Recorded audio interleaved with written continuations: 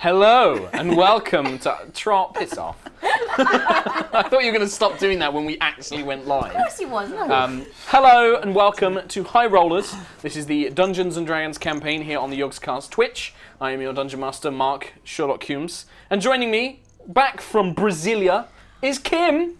Hi. Matt, who's Hello. not back from Brazil. No. He was here last week. Yeah. Katie. Hello. And Chris Trott. Hello. Also known as Donut King. That's Turks, not me. No, what? Is that not you? With just a bigger beard in the video. That's you. Oh God, here we go. Welcome back. We will be. It is a bittersweet episode, as it will be Mr. Trellamar, Mr. Matt's last game for some time as he goes on sabbatical. I like to think of it, you're going on sabbatical, taking some time away from the strem. Dead to me. So today is going to be a little bit of to a. learn how to roll. We're going to learn how to roll and add up numbers. There's a montage of him like Just can't do it. on hillsides. Yeah. So today we're going to be exploring a little bit of the Trellamar story before he goes away. And yeah, that's pretty much it. A couple of quick things to follow on from that one. Obviously, we'll be running an ad break in the middle, along with some fan art videos and stuff like that as part of the whole new Yogscast thing. And Fan there'll art be will ads at not the end. be interrupted by ads. No. We'll do fan art and then we're going to do the adverts. So don't worry about that. So do check that out though, please. You know, if you What, the want ads? the Power Great Rangers, like go see that Power Rangers movie. Go Mighty Morphin. But don't miss the fan art video. Don't miss the fan art video. Has it got the Idris Elba like art of Charles? Spoilers. Jesus Christ. Spoil Jesus, Kim! I got tweeted. God, it's like it's If not it like doesn't, last that'd be week a somebody huge mentioned it. disappointment now.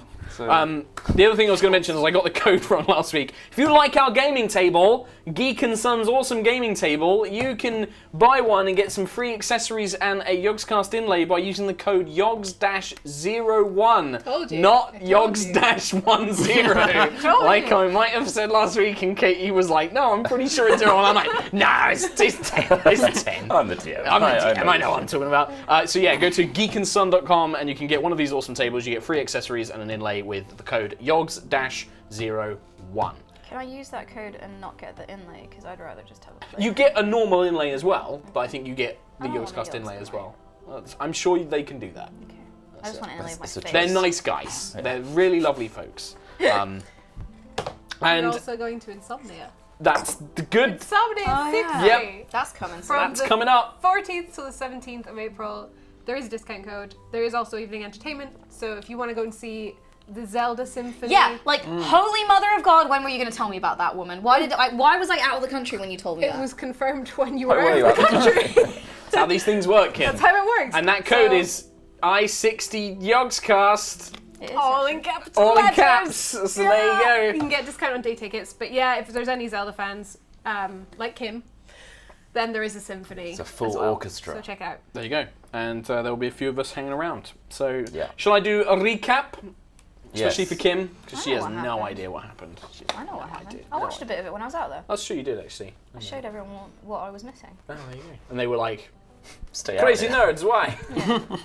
So, last time we were gathered, you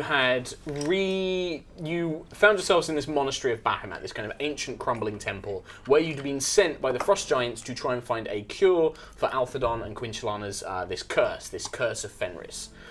You had made your way to the monastery and found kind of the fragments and remains of an ancient battle between demons and dragonborn.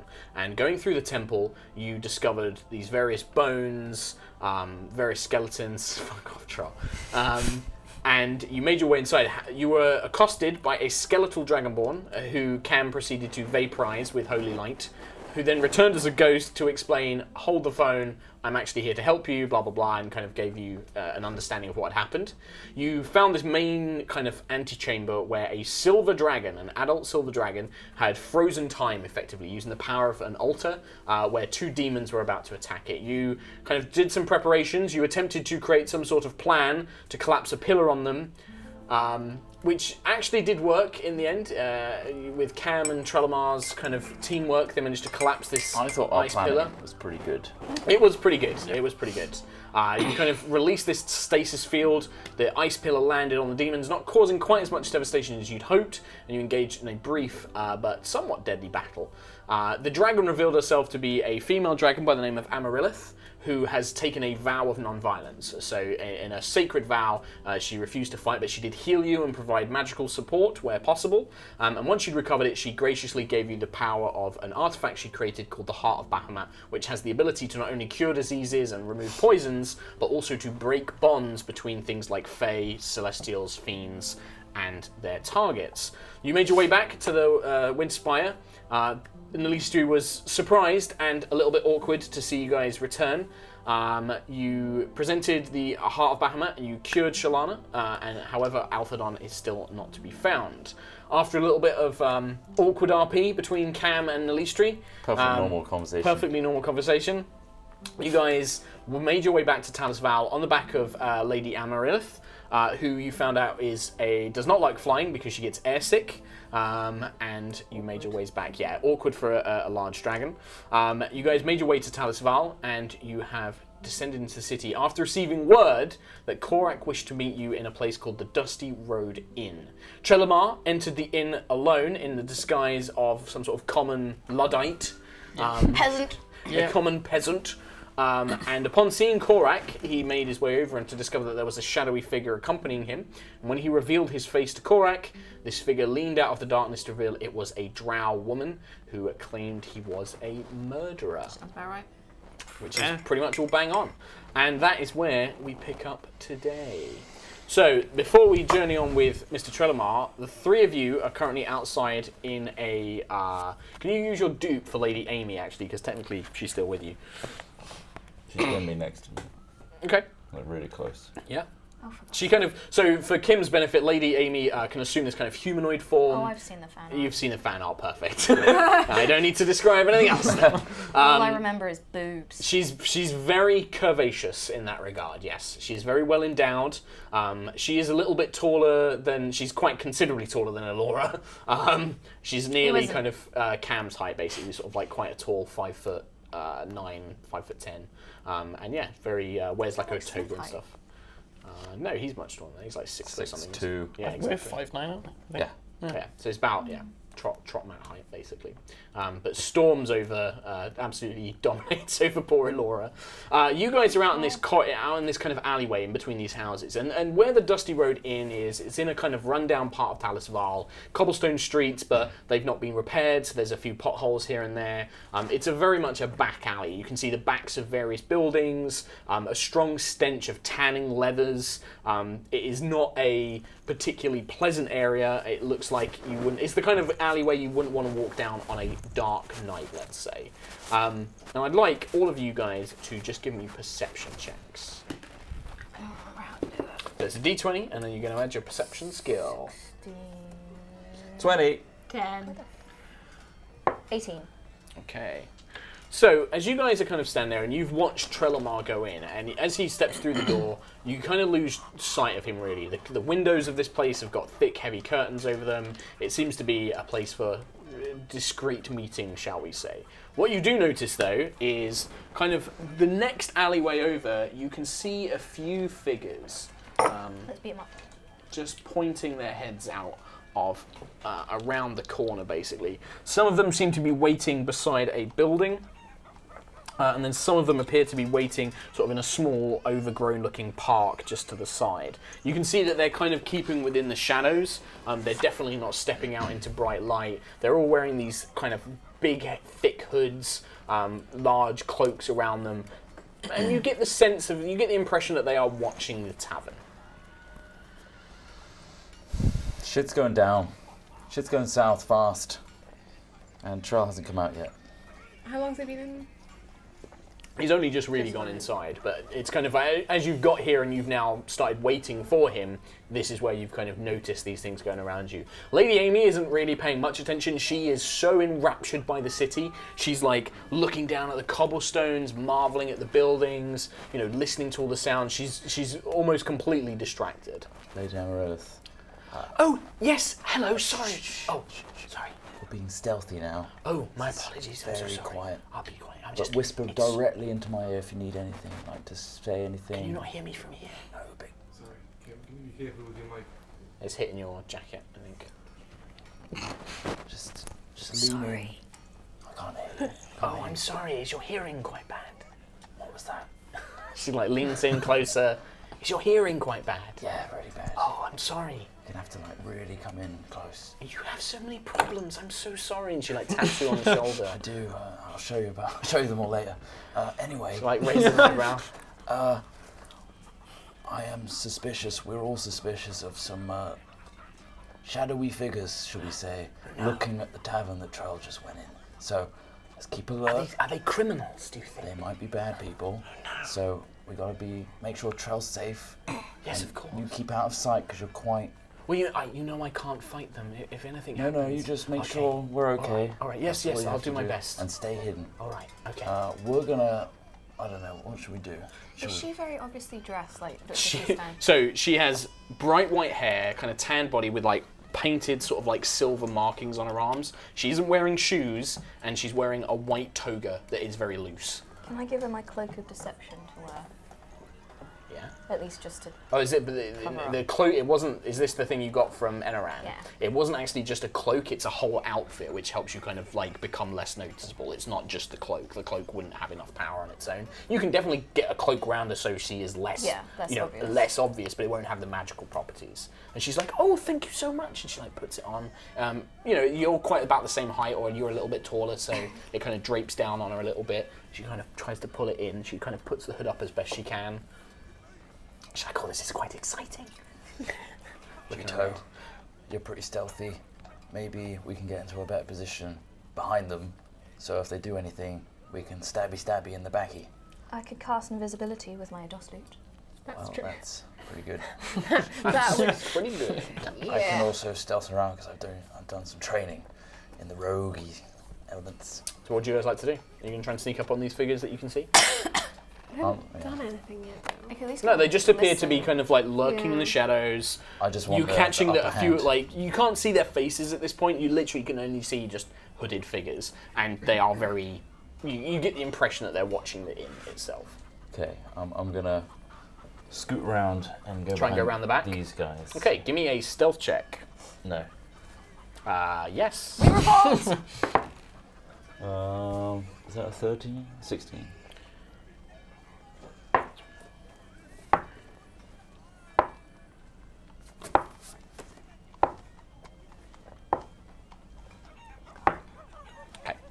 What'd you get on the stealth? 16. 16.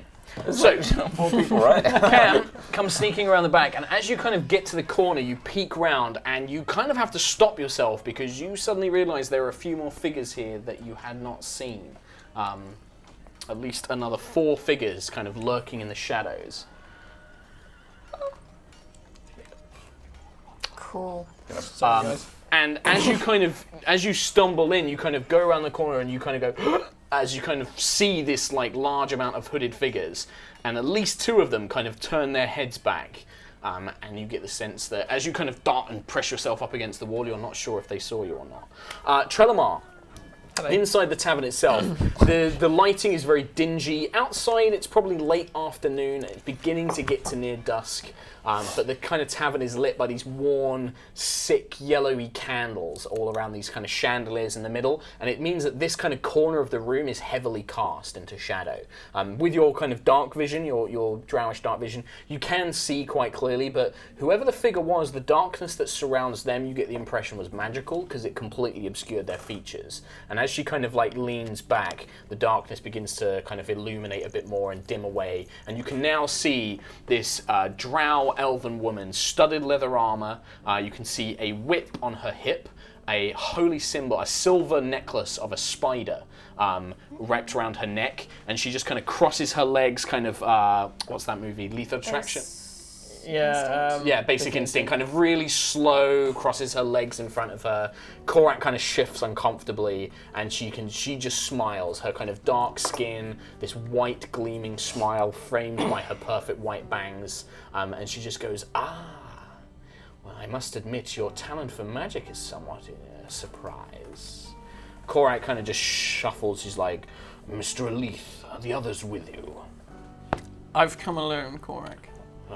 Well, that's not entirely a bad idea, but I feel that we may need their help at some point. This is Lady Zalari Kell. She has come from factions beneath Aramount. And you can see this drow kind of bows her head, but she keeps her eyes kind of locked on you. Oh, come now, Mr. Aleath, let's do away with the illusions. Come join us around the table. I only wish to chat. I have information that is important to you, I believe. Can I do a perception check to make Absolutely sure that there's can. like no hidden Most certainly you bad can. people around or anything? Bad people. Oh well, that's He really good. does Good. need to take that time to roll. learn. The rolling journey. That's a 7. 7. From looking around, there isn't any other people in the bar. It would be difficult for them to hide, but yeah, you don't see anything. I shall remain shrouded as I am Okay. and sit down. Okay, well, very well. As your dragonborn friend has informed you, my name is Zilari Kell. I'm an agent of the Church of Aloath in Aramount. There is a faction looking for you. They are called House Reliv, and they are currently at what is the name of your, above ground government? And she gestures to Korak, who kind of like grumbles. It's called Champion's Hold, woman. And it's just like, yes, at this settlement of human, whatever they wish to call a government here. They are currently stationed there, awaiting for you to return. They have convinced the council that you are a criminal, which I should add that you are. They have convinced them that you are a criminal who should be brought back to their house for trial. What do you know of the Dalkir, Mr. Aleath? Only that I am tasked to rid this world of their scourge. She kind of raises an eyebrow. Who has appointed you with such a task? My patron, Dalmir. She kind of... Well, it would seem that whatever being you have made this agreement with, at least it does temporarily align with Her Majesty Lolth's wishes. House Relief, we believe that they are working with the Dalkir. They have grown exponentially in power. We've been at war with them for centuries. They've been a trifling problem, nothing that we couldn't handle. But in recent months, they have grown worryingly capable and powerful. They have convinced many other houses to join them. They've even taken ownership of the whole Aramount mining facility. We cannot let this happen. And they have a vetted interest in you and your house, House Aleath. I should point out, a number of which they have killed for being heretics and traitors. I've been sent because the Church of Aloath conversed with our goddess, and she made a statement. You are to be brought back to the Underdark, where you will help us eliminate the Dalkir, especially House Relief. In doing so, your crimes, of which I'm sure you are well aware, will be forgiven, as they are somewhat of an aberration to us. A male priest's life is not worth much, but he was a devout follower, if nothing else.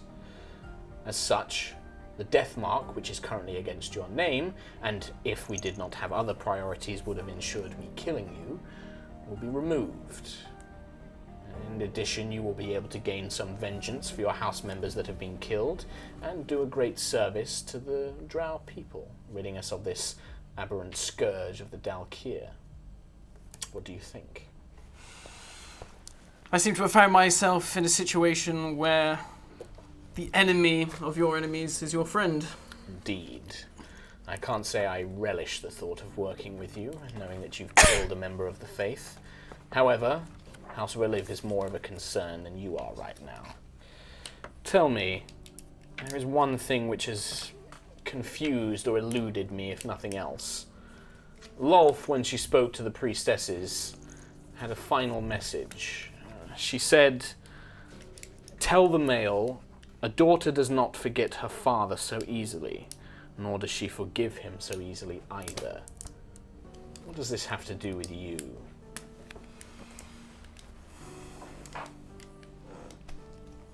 I've no idea. Well, nonetheless, I'm sure we can get to the bottom of it. This House Relief have sent a representative, a male named Horix, a mage, we believe. He has come here with the intent on subduing you and taking you back to Aramount.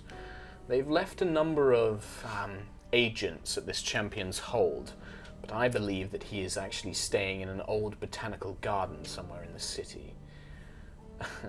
We would like to eliminate the guards that he has brought with him and extract information on House Relief. In doing so, we can begin the process of defeating them entirely. What do you think? You said that they've become more powerful of late. Yes. What sort of power?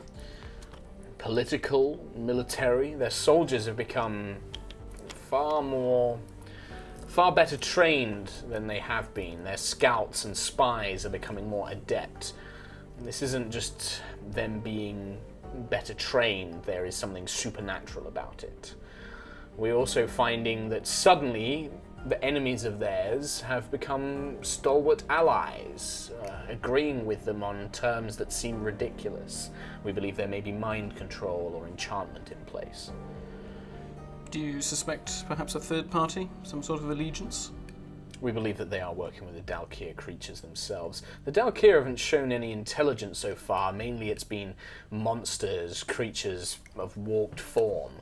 But if there is an intelligence, if there is perhaps another being, another type of Dalkir that we are not aware of, it could be providing them specific aid. And how do I know I can trust you? Korak kind of like looks at you and gives you a nodding, sort of knowing like good fucking question look. Well, the simple answer is you can't, I suppose. I am a servant of Lolth. You are. You've killed one of my faith, but I can assure you, if you head back to Champion's Hold now, House Relief will subdue you in any way they can. The council here has already agreed to turn you over. And Korak kind of shifts uncomfortably. I'm afraid that the respect the council once gave me has diminished. Their fear over what is happening here in Talis Val with the broken sky has eroded some of their trust in me. They don't wish to lose the supplies that we receive from Aramount. If giving over you will secure an alliance, that was a decision they were willing to make. That's why I believe Lady Zalari here is our only option. That's why I asked to meet you alone. Very well. I accept. Good. I would. But know this. I'm not doing it to aid you in any way. I'm doing it as revenge for the lives of my family that have been taken. I suppose I can expect nothing else. It does show that at least you are loyal to your own house, if nothing else. Perhaps you are more drow than I thought. Very well. If you have any allies, perhaps now would be the time to gather them. Horrocks is a mage of some power, but he's brought quite a large contingent of guards with him. And at that point, Cam, as you kind of press yourself up against the back of this building, you hear... Do you speak Elven? I do actually, yeah. Yeah, so you hear... it's a very strange dialect of Elven. It's much harsher sounding. They kind of call out like "Essa, Narathir," and they're calling out, and you basically understand that they're like, someone's here, a human, what, blah blah, and there's kind of a moment of kind of surprise almost, uncertainty, but you get the sense that you've got like a few seconds before one of them comes charging around the corner to get you. I'm gonna rub my nips and cast Cloak of Shadows. Is that invisibility? Yes, that's Okay. a clerical ability. It lasts one round, right? Yeah. Okay, so Then you I'm kind going of... to use that to dart back. Ooh, so you rub the nips, poof, you vanish. Stumbling around the corner, you see a hooded figure, draws a hand crossbow and a long blade in the other hand, kind of holding them CQC style. The hand you can see is black, is dark skinned, very much like Trelemar, and you can see a wisp of white hair flow out. It kind of glances around, looking in the shadows of this alleyway that you're currently hiding in, desperately kind of searching around. I'm going to find like something to hide behind. Give me a stealth roll with advantage, because you've got invisibility. Okay. Goody gumdrops. 11. 11. So, what do you try and hide behind? Like, this is an alleyway, box, A stack of crates? barrels. Yeah, perfect. You kind of dive behind a stack of barrels, and you kind of push yourself up. You kind of hope that one of the barrels were all full, but one of them is surprisingly empty, and as you kind of push your weight on it, it rocks ever so slightly. The figure kind of seems to see, darts around it, and pretty much that's when you kind of poof, the 6 seconds of the invisibility kind of vanishes, and you kind of whoop, appear in a sudden flash. To his surprise, he kind of calls out, he's like, "Human!" And then, Oh, that's where I left my apples. give me a deception check. That's a natural 1. He kind of looks at you and then just fires a hand crossbow bolt into you, basically. That's a natural 20. Nice. Off to a good start. So that's going to be 14 points of damage as this crossbow bolt thuds right into your shoulder, almost pinning you to the wall. It's point blank. I also need you to make a Constitution saving throw as you feel a thick liquid. 10, and what did you rolled?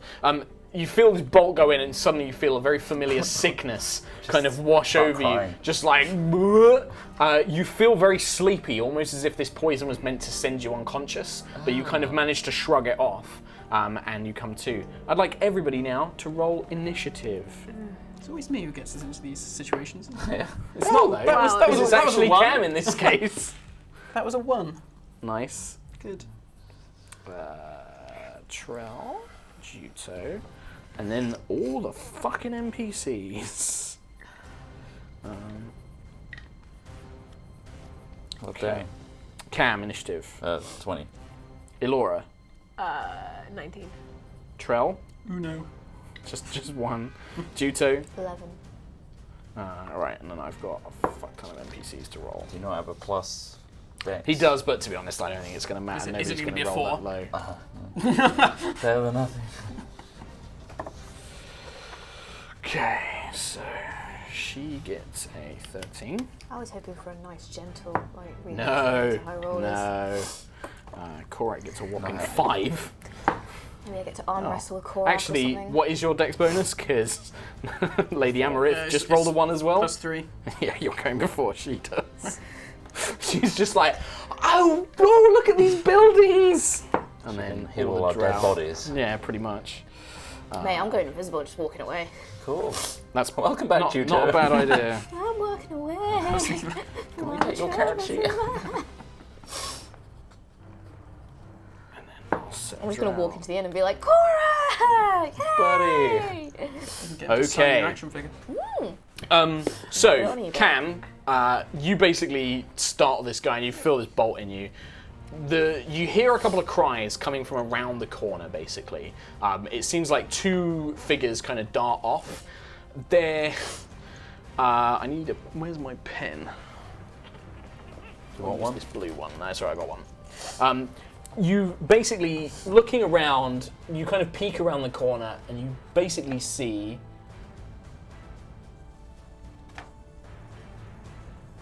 two giant pools of darkness. Giant spheres, almost like pure black globes, just erupt into the city, into the street itself. Kind of whoop, just encompassing everything, basically. This large sphere of darkness. After that, now it's your go. This guy's kind of like looming over you, like thinking, he's looking at you like you should be asleep. Why are you not asleep? Ow! I'm gonna throw the crossbow bolt on the floor. It's like, and I run. Okay, so you just start. Disengage. You're going to use the disengage action. Disengage. Okay. Run back. So you just run back before he gets to try. He goes to try and swipe, but you're clearly out of the way. It just like scrapes a few kind of plink, plink, plink. You hear crossbow bolts kind of firing, and so you just run basically Run back to the group, And shouting, "Trouble! Trouble! I'm in it." So fine. GG. Yeah, you can easily get back and around the corner. Cam comes running around the corner. Lady Emerith looks like, oh, sees like blood pouring down your shoulder, and the two of you basically see him just run around the corner, I'm just gonna roll my shelling eyes. for help. Do you want to do anything else? That's your move. bonus Your action. action, sorry, because you disengaged. Bonus action, spiritual weapon. Spiritual weapon. Use my D100. Player killer. So you summon the spiritual weapon, and you're going to literally In put it the around alleyway. the corner. So like pointing out. What does it look like? It's a halberd. Halberd. Halberd Cool. pointed at the guy. Perfect. Elora. Trouble! What tired. kind of trouble? We don't know that extra people are there. No.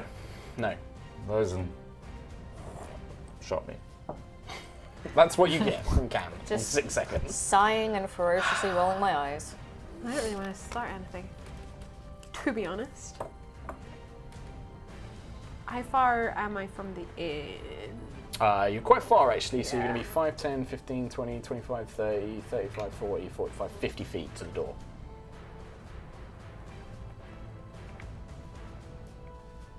I'm wondering where to just go and get Trow. Just run in and be like, hi.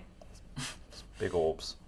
Yes, Yeah. you can now see, like, you guys also see these giant spheres of blackness. Just darkness. Yeah. It's like solid Are black. they domes? Yes. Right. They would appear They're like... not like floating spheres. No, they're like domes Right. on the floor. Okay.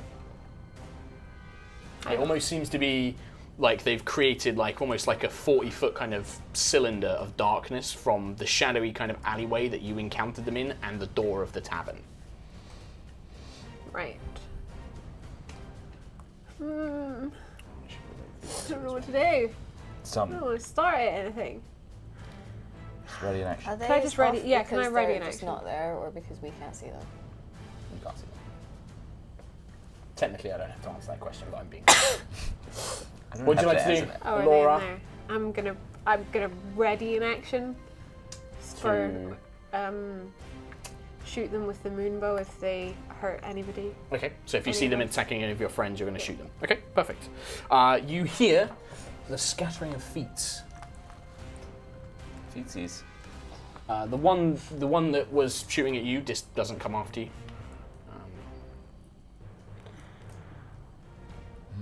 They're using darkness. It is now. Wait, is it dark in the alleyway that we're in? It's shadowed. It's shadowed sufficiently.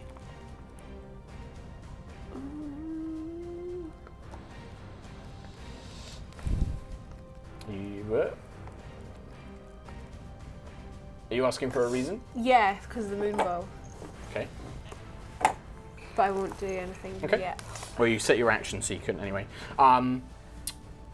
Zolari is just conversing with you. It's just kind of ongoing. You guys aren't aware that something's happening outside at this point. However, you do become aware when suddenly the door to this inn is kicked open and two muscular-looking male hooded figures burst in. The door is literally kicked off its hinges. The barman with the one eye, the kind of, is like, what are you doing? And then a crossbow bolt just sticks out of his chest. As you can see, one of these guards, and now you can see their hoods kind of thrown back. Two muscular-looking drow men just poof, and they start pulling out swords, basically, as they move in. Zolari kind of like snaps her head round. She's just like, relive, damn it. Well, time to prove what you said is true, Mr. Aleath. Oh dear. It is time Natural for ones. natural ones. The stories you've heard a Juto, bit of a bloom. what would you like to do? Can I cast invisibility? Yep. Your action? And then can I climb up to the top of the house? Sure, give me an athletics or acrobatics check. I'll let you make acrobatics because you're a monk and therefore basically a ninja.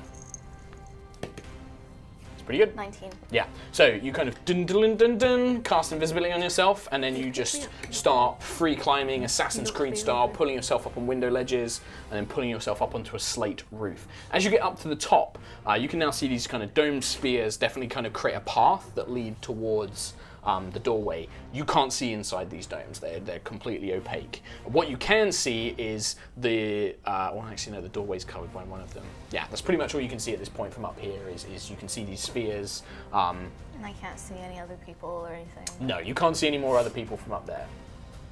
I can bonus action, can't I? Mm-hmm. There's nothing really I can do. Unless you want to spend a key point, you can do like dashes and stuff like that Yeah. with it.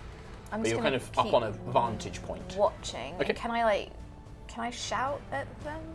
Like, if I see anything? Like, You could shout, yeah, it might give you away even though you're invisible, Yeah. obviously, but I'm gonna do nothing for now, but Okay. just wait and see what perfect. happens. Perfect. Korak, basically, sensing immediate danger, kind of kicks the table out of the way, moves Falls out. over. He kind of just like throws it, table like his big, huge muscle. You can see him pull up this crystalline sword. Doesn't have his shield with him, but he basically steps out into the door and he's just like, "You've just killed one of my people. Stand down. Submit yourself to arrest." And he just pulls his blade out and kind of just orders them to surrender. The drow kind of look at him confused, share a glance, and then just pull their blades. But he stands ready, like about here. And he's just got his blade out, two You need hands. to stop fangirling over Korak. Because he's gonna die. Trelemar Aleath. It's obvious, isn't it? It's pretty obvious. Would you like to move? Korak, Do you want to like have a cool flip a table and take cover, leap behind the bar? If I threw my ale at one of them, Uh-huh. is that an action? I'd say you can do that as a bonus action. Oh, to cool. give Nice. it some extra flavor. So you're just like, I'll lob my pint at one of okay, their just heads. give me like, make an attack as if you're using like a crossbow or something, like a ranged attack.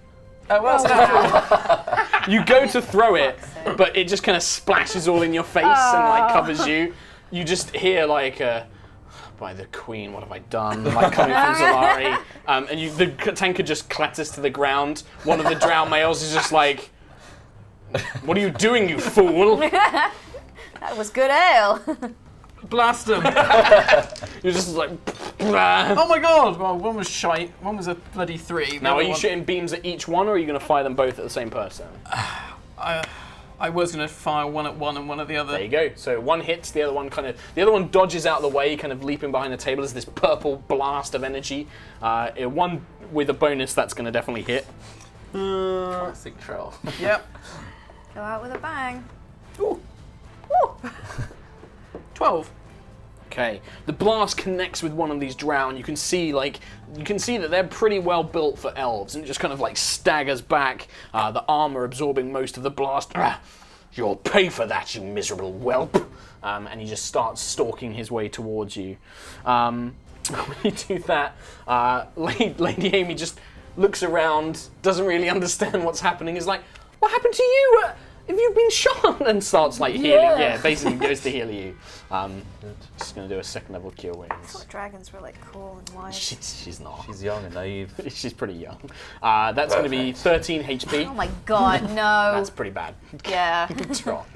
13 HP. She kind of. Thousands of years old, it's fine. She is technically like, well, she's only a few hundred years old, but she's been in suspended animation for like thousands Cam of years. doesn't It's think weird. about that I know. shit. She places her an hands on you, asshole. and you can feel warmth kind of spread through. The wound begin to close. The poison is still lingering, but the actual wound heals up itself. Thank you. And she's just like, "Oh, are you orange?" Pat you on your back a little bit, and I'd stay hidden because you could get hurt. okay, I'll stay.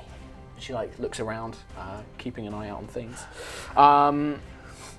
As these two kind of like stand here, you're invisible on the roof, aren't you? You can see you guys. I'm like the eagle. Yeah, they're going to. What are they going to do?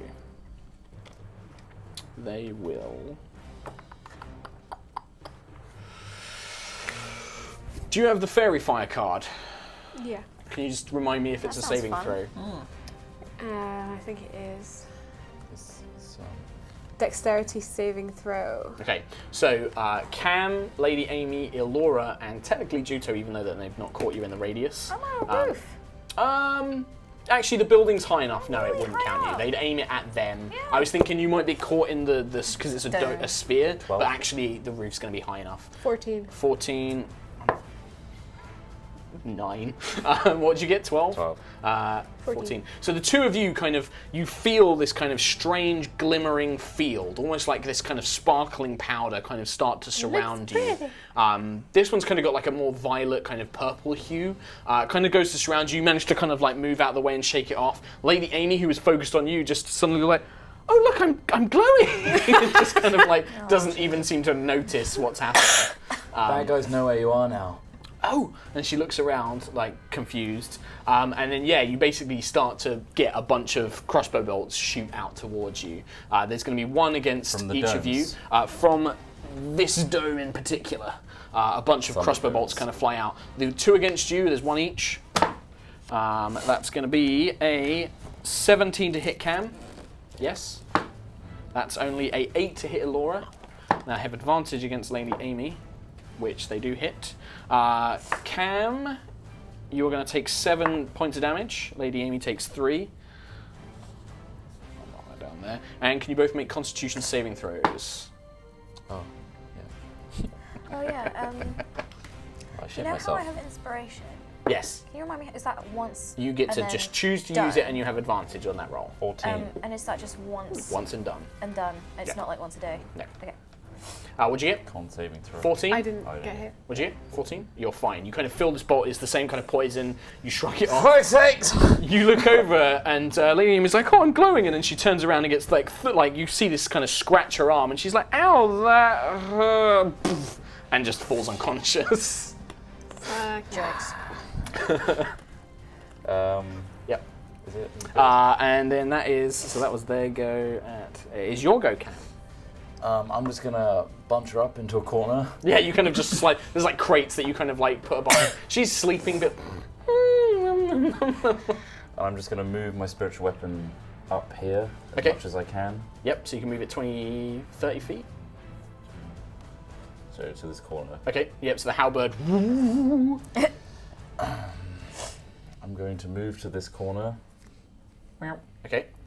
and then throw Nimbus into the opaque dome. Okay. Make an attack roll with disadvantage.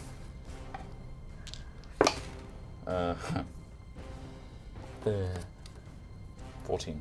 14. Just comes back to your hand. Doesn't appear to hit anything. Unsure of what it was. You move the spiritual weapon over there. Elora. Wait, didn't you ready an action when any of us got hurt? Oh, I Didn't have a target to shoot at them. That's the thing. And it was technically in a new round, so the readied action wouldn't work. Alright. Can I see where the crossbow bolt came Yeah, from? they came from this sphere of That darkness, one. basically. Yeah. Give me either an Arcana or Nature check for you.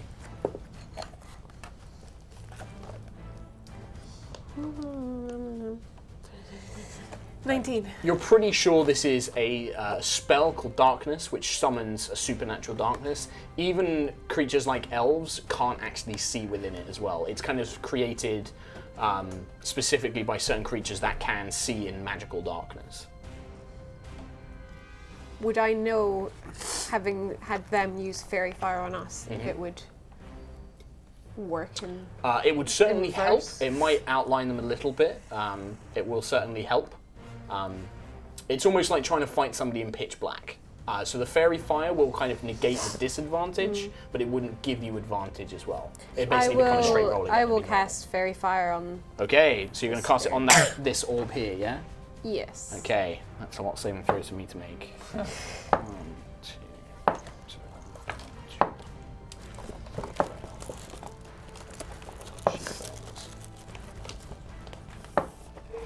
Okay, so as you cast the fairy fire into this orb, you get the sense 3 outlines of figures appear. This kind of, what color would you want it to be? Like pink or purple? Something? Purple. This purple outline surrounding these kind of forms begins to form, and you can see them looking around now. It's still hard to see exactly where they are, but the darkness, it kind of offsets the problem that you had. We have figures. Yes, you may have 3 figures. Yay. Sweet. So you can see these 3 figures kind of in the darkness. And that's your action. Would you like to move? Too many freaking things. Yeah, tell me about it, bro. How far away are we from the... how far away are we from the sphere? Cam is 5, 10, 15, 20, 25, 30-ish feet. I'm Cam. within 60 feet, right? Yeah. Can I turn into a giant scorpion, which has blind sight? That's a bonus action for you to wild shape, right? Yeah, you turn into a giant scorpion. Use... Got the bear here. Yeah, use the bear. That sounds good. So you shift into a giant scorpion, Which has blind sight. which has blind sight, which would be perfect for that. Do you want to move as well? You've still got your move action. Can I move in front of Cam? Yep. Bear? Perfect. So this giant scorpion, this purple scorpion, stands right in front of Cam. Yeah. So that is Elora's go. Yeah,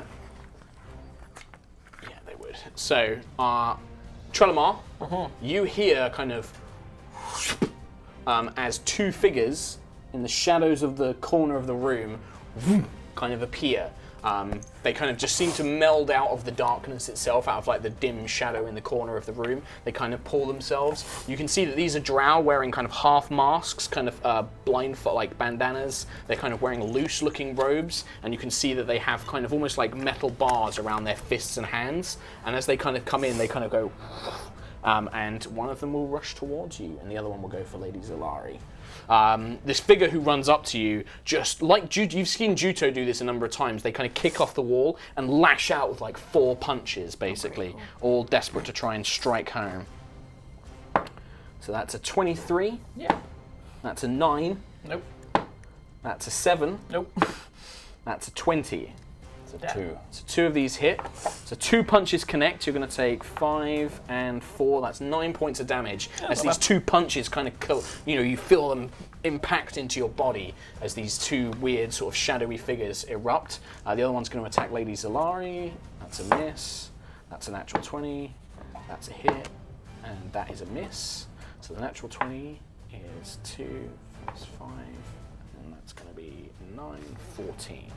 You watch as this female drow, she's kind of pulling her whip out, ready to attack, and she's just like, poof, poof, takes 2 of these punches. One kind of connects around the jaw. She like touches her lip, looks up, and it's just like, you shouldn't have done that. And turns on the rest of them. So that's there you go, that's them.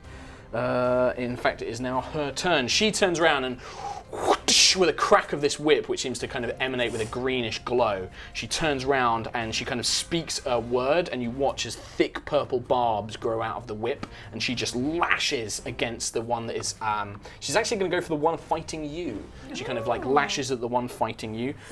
Don't feel too happy about it, it's just because she wants her sneak attack damage, so. So these are going to be natural 20 on the first one. That was literally a natural 20, and the second one is also going to hit. So the natural 20 is going to do, that's going to be, I double all of the dice, so let's do a sneak attack damage as well. So that's 19, that's 18, that's going to be 22, plus 4, 26, and she cast Wrathful Smite as well. That's going to be 25, that's going to be... Death? So the one fighting you, this whip just wraps around its neck, and she yanks it, and its head comes off. Crit on a sneak attack, man. Like, it's bad news bears. Yeah, just like this whip wraps around her, and the kind of blades that she kind of conjured into it just tear the head right off. As it collapses to the ground. In your face. She looks over at you and she's just like, if you wouldn't mind, return the favor to this one fighting me. As the one fighting her is kind of bringing up a defensive guard. He just throws it at his face. Just like his own face. That's the Trelemar Aleath way. Juto. I want to go home. Refreshing. That's what you should have said. Refreshing. That's my Dutch courage. But I can't. I don't like to drink because. Yeah, you don't drink, so it's like Dutch courage. Just, like dump it on your head. What did I go back to? So I saw all the crossbow. Yes, and you can now see these dudes 3 light outlines up. in Okay. the thing. But there's nothing in this other dome that's near me, right? Nothing you can see, no. Okay. We do. It's not gonna. So it's about, I would say, the building is about 20 foot. I'm in a really silly place. Well, you have the slow fall ability. You actually reduce Yeah. your fall damage by 45. Yeah. Oh. So. You can just be like, superhero landing. Yeah, Iron Man style, like yeah. Get in the dome. I probably can't jump on any of them, can I? You can make a jump check to see how far you can go. No. What is a jump check? Athletics. Nah. Nah. Nah. Okay, I'm gonna jump down though, Okay. and I guess. Superhero landing. Ew. Bam! Yeah. Hand in the ground. No one 3 sees points. it. though, Nobody. 'cause I'm You just see the kind of like the impact, invisible. like dust kick up. And can I go into that first? Yeah, you've got, because you're a monk, Yeah. you've got extra movement, so easily. Yep. And then can I cast Burning hands. Burning hands? Yeah. So you kind of run into this darkness, and there's kind of, as you step into it, all you can really see is just blackness and then these 3 outlined figures. But that's enough for you to kind of... And you breathe out the breath of flame. Do I get any advantage because I'm invisible? They have to make a saving throw against it. Because I'm invisible. Yeah. I will give them a disadvantage on the saving throw because you're invisible. Came out of nowhere. See me? Comes out nowhere. They can't see anything. Well, I rolled an 18 and a natural 20 on the first one, on the one with disadvantage, so... That guy rolled a natural 1, though, to counter it up, so there you go. And then that one also will fail. So 2 fail, 1 passes. It's 3d6 damage. Do you want another d6? I go on? No, you want. So one's going to take half, and one's 10. going to take 4. 10. Okay, so... that's 3, and then... Can I spend a key point to make it more potent though? I don't think you can on Burning Hands. Okay. Check the spell. That's going to be... Yeah, okay. So you kind of launch this breath of flame, and you kind of appear as the flame erupts, and you can watch as this kind of gout of flame, and then suddenly Juto appears before Do I see vanishing into the anything else darkness. now that I'm... It's 30-foot blind 60. sight. 60-foot blind sight. 15, 20, 25, 30. Yeah, you do. You see another figure just at the back. You get the sense, because your blind sight, it's almost like Daredevil vision, right? You kind of get the shimmering things, you hear their sounds. The one at the back seems to have different equipment, and you can hear her beginning to say something under her breath. I can. Okay. Once you reach 5th level in this class, you can spend additional key points to increase the level of elemental spell that you cast, provided Okay. the spell has blah blah. So basically, blah. you're doing it as if you were casting out a high-level spell. So if I cast 1 more key point, You get to add an extra d6. yeah. Yep. Read the spell in a minute, like when it's not your turn, have a read of the spell, but I'm pretty sure every spell level after the first, you increase it by At 1d6. higher levels, when you cast a spell using a spell slot 2nd level or higher, the damage increases by 1d6. Perfect. So for an extra key point, you can spend 1 key point or 1 extra point of damage, basically. Can I do that, or is it too late? For I'd me say to you can do that now, yeah, it's fine, because we didn't know. Just an extra 3. small Okay. puff of flame. That's exactly what you needed to kill 2 of them. Wow. 2 of them, you just catch them completely by surprise and are engulfed. And just collapse on the floor. great You watch sound. their forms just flicker and die out as this whatever fire just erupts around them.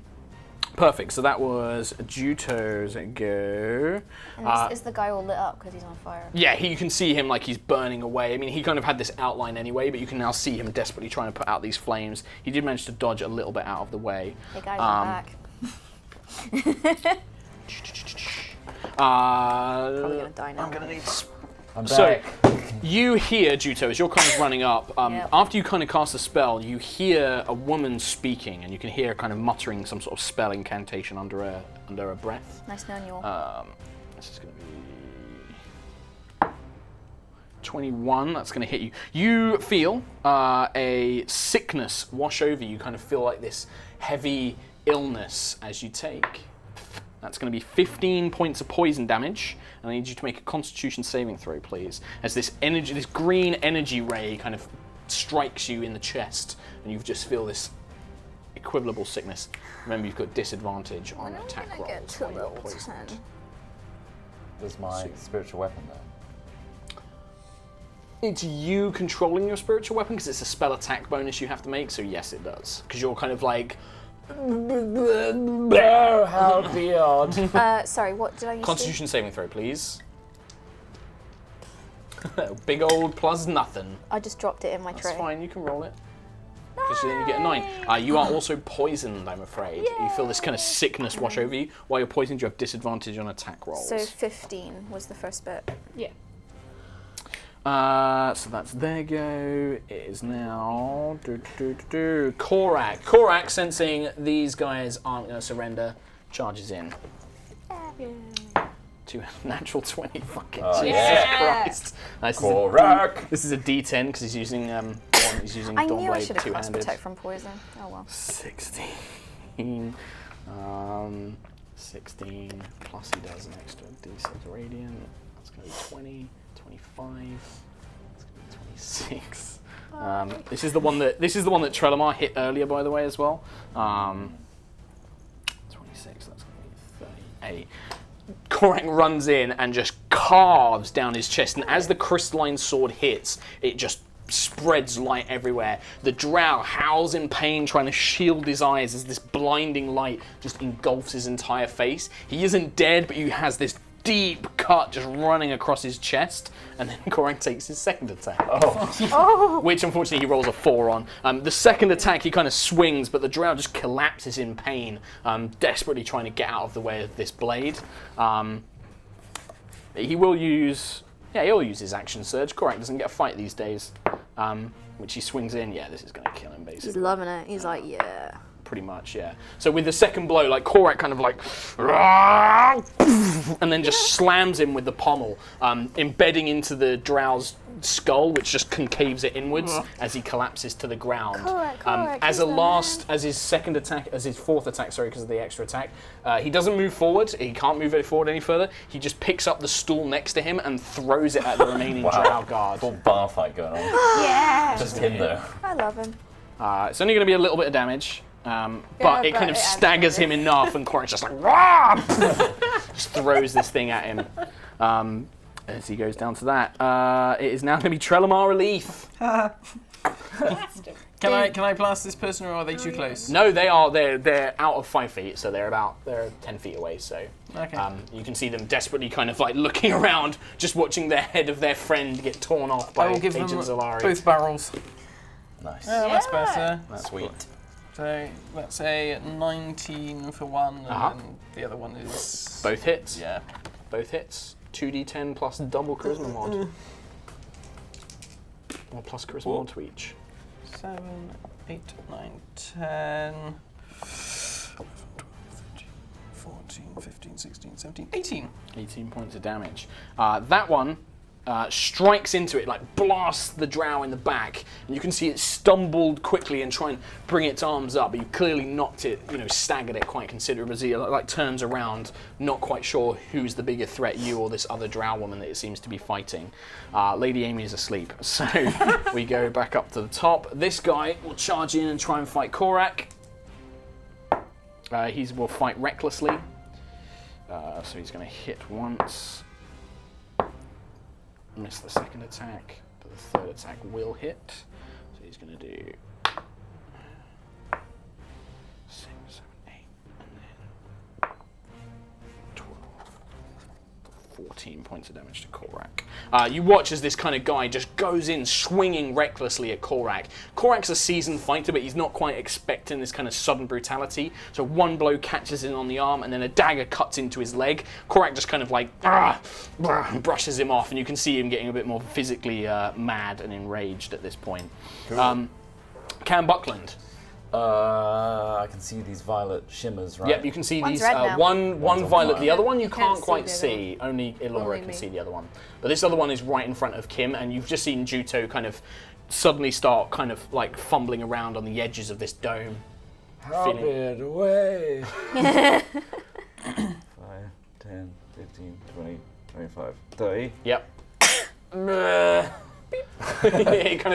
It swoops in. If a weapon could be drunk, this weapon is drunk. It's like. They'll attack 16 plus a. Is that with disadvantage? Yeah. No, it doesn't hit. Sorry. You're kind of poisoned, you're struggling to control this thing, like. It just like very gently prod him in the butt. It just prods him and it kind of like shrugs it off, lunges and infects it. Give me another Constitution saving throw at the end of your turn. I'm gonna attack as well with Nimbus. Okay, yep. Disadvantage. 12 plus 9. That's still enough to hit, yeah. Nimbus flies through. Okay, that's a D4. Don't forget your extra poison damage from My divine Divine strike. Strike. So that's a 4 plus a 4, which is 8 plus divine strike. You don't need to worry about the Divine Strike.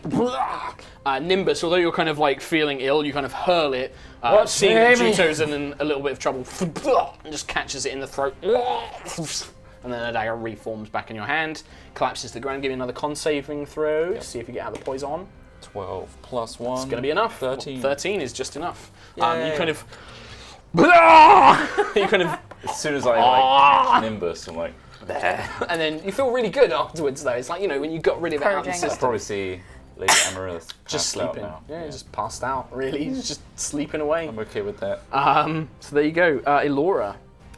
Do I see anything in the other sphere? No, surprisingly not. No. Inferior. Sphere. We'll move that. You remove that now. Um, No, Juto's not on it. I would like to run up to the boop. Yep, so you're boop. going to go So I can go 5, 40. 10, 15, 20, 25, 30, 35. This scorpion, you watch as this weird clattering shape just Scorpions comes sound running past horrible you. as well. It's a big purple scorpion. Like, I like to think that it's got the little moon symbol on its Yeah. like Yeah. carapace. Maybe like eyelashes. Falsies. Like, it just looks really pretty, like a really pretty scorpion. A very like pearlescent shell. Yeah. Is this stinger like bright purple? Yeah, it's like it's a pretty princess That was a scorpion. 4. So I saw a bunch of scorpions in didn't Penang. hit, They that are was an not 8. pretty. 8 total is going to miss, that I'm afraid. doesn't hit either. Fuck's sake. You have advantage on these because Why? it's. Oh no, this one isn't fairy-fied. Sorry. Stinger. 11. Fuck. 11 is not I enough. didn't hit anything. Like, This is snap, bad. snap, snap. You're kind of in the darkness. You're still getting used to the blind sight. It's kind of weird. You're not quite sure what's going on with it. Are Just they yet. really scared though? Like, I feel like It they doesn't should seem be to be. No. scared. Oh. Doesn't seem to be Drow. that scared. It's all like yeah. drow. I don't fucking care. Drow. God damn. 3 fucking attacks and none of them. Okay, so that was Elora's go. Inside, this one panically doesn't really know who to fight. It is going to try and take out Lady Zalari, who it has been fighting though. 4 attacks, here we go. That's going to hit, that's going to hit. That's going to be a Oh, critical Jesus. hit. I've rolled so Oh, many Jesus. crits. Bloody hell. Only 1 missed, so it's going to be 3, She dies. You're in 6, trouble. plus 4, 10, 18, 20 points of damage. You just hear her kind of go like, ah! As these like punch, punch, punch, punch, punch. She just goes nuts on her and then seems to kind of, not quite sure, actually it's in darkness. Yeah, it's going to woof. Actually, no, that's an action, it can't do that. So it just stands there, gets ready for another round of fighting. That was their go. It is now this one's go. She is going to mutter an incantation, and I need you two to make dexterity saving throws, please. Juto, you have a disadvantage on Do I this because use you're my... poisoned. I failed anyway. It's the scorpions one. Mm. That's probably not going to be. No, that's really bad. 8, 9, 10, 11. I can't It's roll. not enough. So she kind of, and you watch as these sticky strands of web just kind of completely cover this area.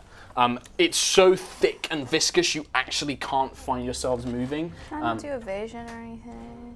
No, that's when you take damage. This isn't a damaging thing. And she's going to. Slide down. She will probably run inside actually. Can I hellish Run rebuke? inside to the scene of just a decapitated man. It's not an attack against you, it's a spell. I feel So morally no attacked. attack. Can I You- not move at all? You are currently restrained, I believe, as I per feel the web emotionally spell. attacked. You can make saving throws, or you can make like strength or dex checks to break out, I believe. So the attack of opportunity wouldn't happen. No, There was- that's why she webbed them first, basically, Gotcha. so she could run. Mass, 20-foot cube. If the webs aren't anchored, which they are, because she's just anchored them between you guys and the floor. On a failed save, the creature is restrained. The creature restrained by the webs can use it to make a strength check to break it, or it will burn. So good old Flamey here can sort it out, but for the time being, she just runs inside, and that's Flame pretty on. much all she can do. So Zalari's go though, she's going to turn her attention on this figure. Yeah, and she'll just Divine Smite it if she hits, I think, which she is going to. 4, 12. It's 14 points of damage, which kills it. Wow. You watch as this whip kind of glows with purple energy, whoosh, just lashes across its face, just kind of severing its neck as it collapses to the ground, which is the end of her go. The rest of her turn, she's going to kind of like peek around the corner, see what's going on. Juto, you are currently webbed. I'm gonna have a little cry. When you say burns, Yes, can it will burn. if do I have set to fire do flaming burning hands, or can I use my cantrip? It requires a certain amount of damage. It's so much of it, that's the problem, is like, you could probably burn the strands on you, but then to get anywhere, you would have to burn more. Can I cast burning hands without risk of hurting myself or Elora? You can hurt me, don't worry. Well, you can't say that because you're a scorpion. So. Click, click, click, click, click, click. Yeah. Click, click, click, click, click, click, click. I'm a giant scorpion. Make the judgment call. Okay. Scorpion taste. You think that when you set fire to this stuff, it will burn away, but it will continue to burn for at least one more round. So you'll be covered in flaming, sticky webs. Oh God. Or you can just try and physically pull yourself free and get through it. It's up to you. I have -1 strength. You're not particularly strong. And you've got disadvantage on me. I'm in a bad way right now. You're in a bad way. You're poisoned. You're Puking webbed. up and, Blech. Instantly, did you know that I can cast darkness? Yeah. Yeah. So can he. I didn't know that. My bow can negate that. Turns out that's a thing I can do. I mean, that's not useful for this Like situation. It could be. I mean, I'm poisoned and stuck. What would you like to do with the webs? Cry? Have a cry? Is that your turn? You spending your turn crying? Oh, You hello. gonna cry? Can I? Yes. Shut your face. Can I do two things? I'm asking you, is it possible to do this? Can I cast Protect from Fire with my Dosloop and Burning Hands? No. Both of them require an action. Game breaker. I mean, you technically are already resistant to fire because you're a tiefling. Yes, but I'm not immune. No. A resistance is half damage. What would you like to do? Want to try and burn your way out or break your way out? You don't know. What would you like to do? Did I see anyone? I guess I don't see anyone behind me, do I? No. From that bit? No. I'm gonna burn us out, but I'm Okay. gonna try and not like set fire to us. Okay, no, that's fine. You can aim it so that it's not going to catch you. What is going to happen? You don't need to roll damage. You basically conjure the burning hands, so spend a key point. It ignites. The flame, the webs kind of stuck to your legs and your feet and things like that do burn. You're going to take 2d4 points of fire damage, both of you, and then the webs burn away, basically. But is that halved for me? It is halved, so you're going to take 3. Laura's going to take 6 fire damage. Sweet. Thank you, Trot. And yeah, it just basically like burns away. You still have your movement, so you can move if you'd like to. Can I move towards the door? Yeah, I'm basically going to say yeah, because you're currently in darkness, because you're kind of going in where you think is the right direction, so I'll slow you down. But yeah, you basically get to the door and you can see just inside now as you kind of start to emerge from this dome of darkness. You can see this drow woman. You can see she's kind of got like a whip in her hand and a sacrificial-looking knife. You can see a muscular-looking drow currently fighting Korak.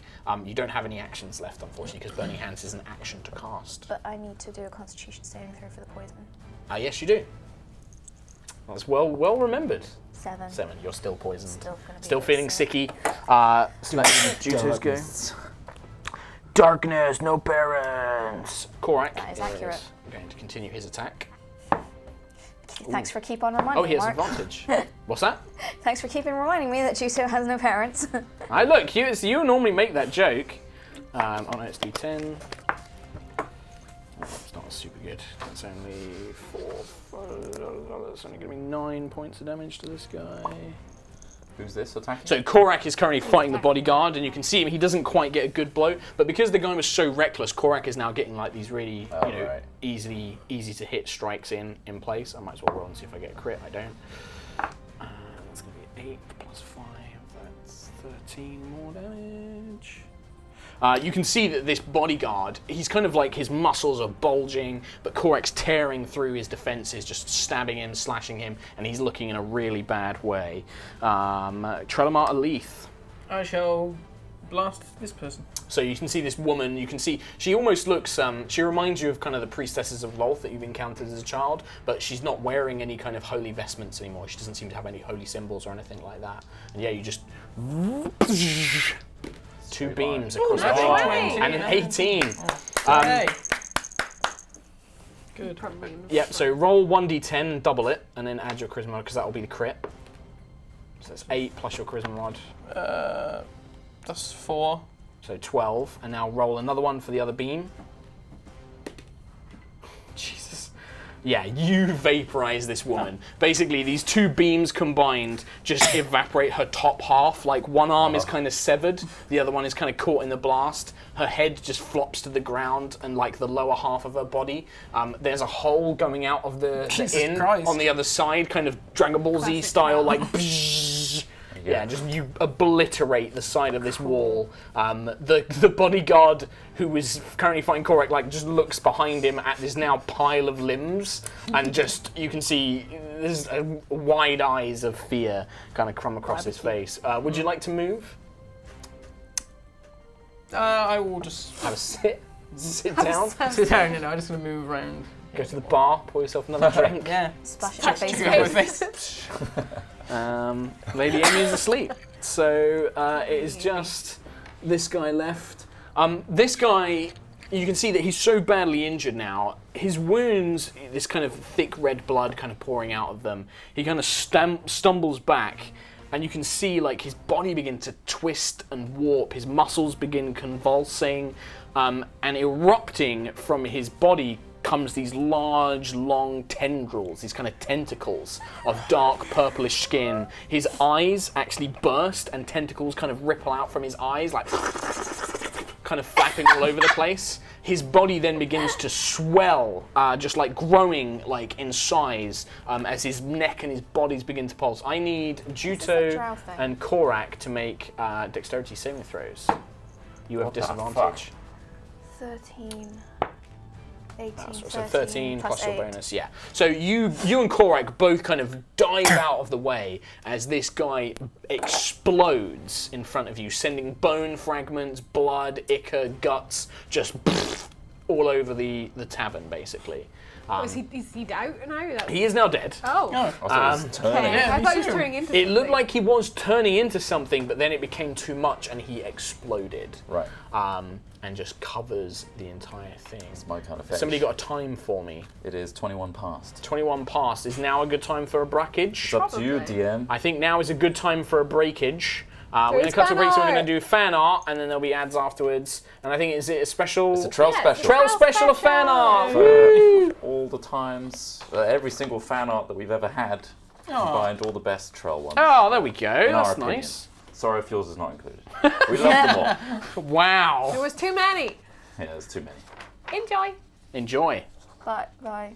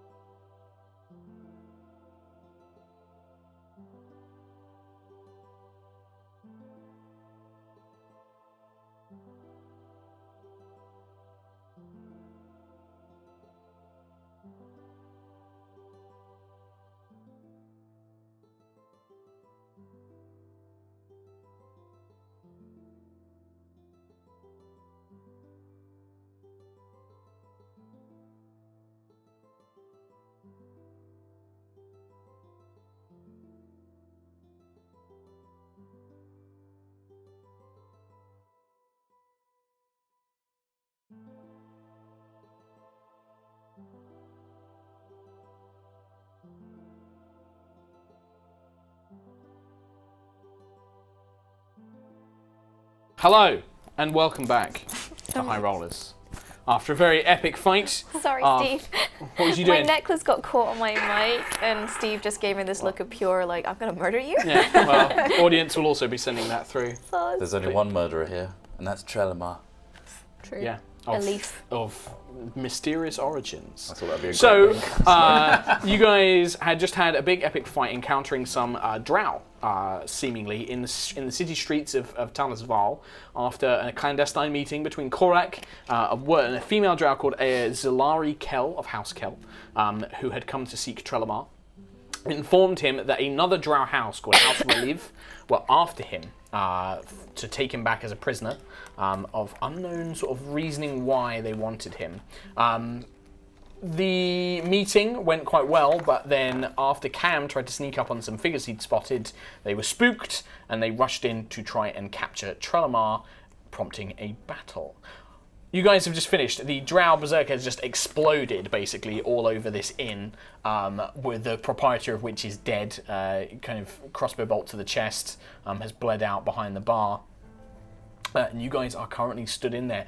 There is a giant scorpion, a big purple scorpion, Very sick. in the form of, Lady Laura, who has transformed. Cam and Juto, the sickness wears off after about a minute. Yeah, I'm gonna go. Oh, you've already got yours out. Lady Amarilla. Yep. Be like, are you okay? Wake She's up. just like, oh, hello. What happened? Nothing actually. It's Oh. everything's all kosher. Oh, good.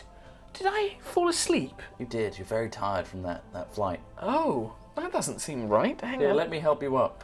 Thank you. And she takes your hands. She weighs, for such a kind of very curvaceous. I mean, it's just like heft. I think I slipped a disc. Oh wow. She's like, oh, I'm so sorry. With the shape change, I do carry a little bit of the weight of my proper form. And I didn't mean that in any way. It's just. oh, okay. I'm very weak. No, you're not. No, not I'm at so all. weak. No, you're very, very strong. Thank you. I didn't see what happened, but I'm sure you fought very bravely. Oh, and she pats you on the shoulder. Many bad people are felled. Is Mr. Aleath all right? He went off into I the couldn't building. actually see. The big domes of darkness were in the Are way. they still there? The darkness, no, they vanished as soon as the people they conjured them were killed. Look, see this? Who cast poison on me then? It was the sorceress one, Spellcast. but she doesn't have to because it's an innate spell of the growl. She didn't have to maintain it. You can see Allura over there as a giant scorpion and Juto. Oh yes, I remember she transformed into one, didn't she, before? Yeah. And she you basically for a moment passes, and this woman in the white robes and silver hair comes up to you, and she's like, "Oh, Miss Juto, you're all right." And she's tapping your shoulders, and she spreads a warm glow, and you feel the poison just kind of flush out of your system. Thank you, milady. No, it's all right. Oh my, oh, and she looks around, and she pokes her head into the inn, looks at the mess. She's like, "Oh, that's not anybody we know, is it?" No, they're supposed to be dead. Oh, okay. Oh my, oh how gruesome. What are all these tentacles for? And she's just looking at it in disgust. Korak kind of starts wiping the blade off on his kind of rough traveller's cloak, sheaths it on his back, looks around, is just yes, hello.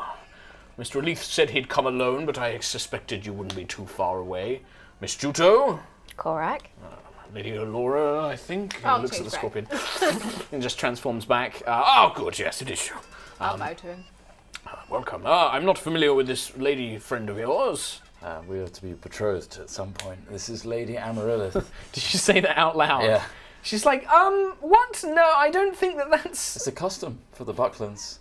What? They're the first dragon lady we see is. I wouldn't worry, to wed milady. them. You know, along with the incontinence and stuff. That's just Charles, you don't delusions are whisper another one. very well. The human is a fool. I can hear the whole thing. Right. Good. I Just just no. FYI. That's, well, no. oh, I in that case, find if you give him a swift slap the upon the face, incontinence he's that gone. he has. No, I can't do that. I I can't can do it for you. No, I can't encourage that sort of thing. Please, It's no, no it's fine. problem. It's fine. He's joking, I'm sure. Are you trying to marry us?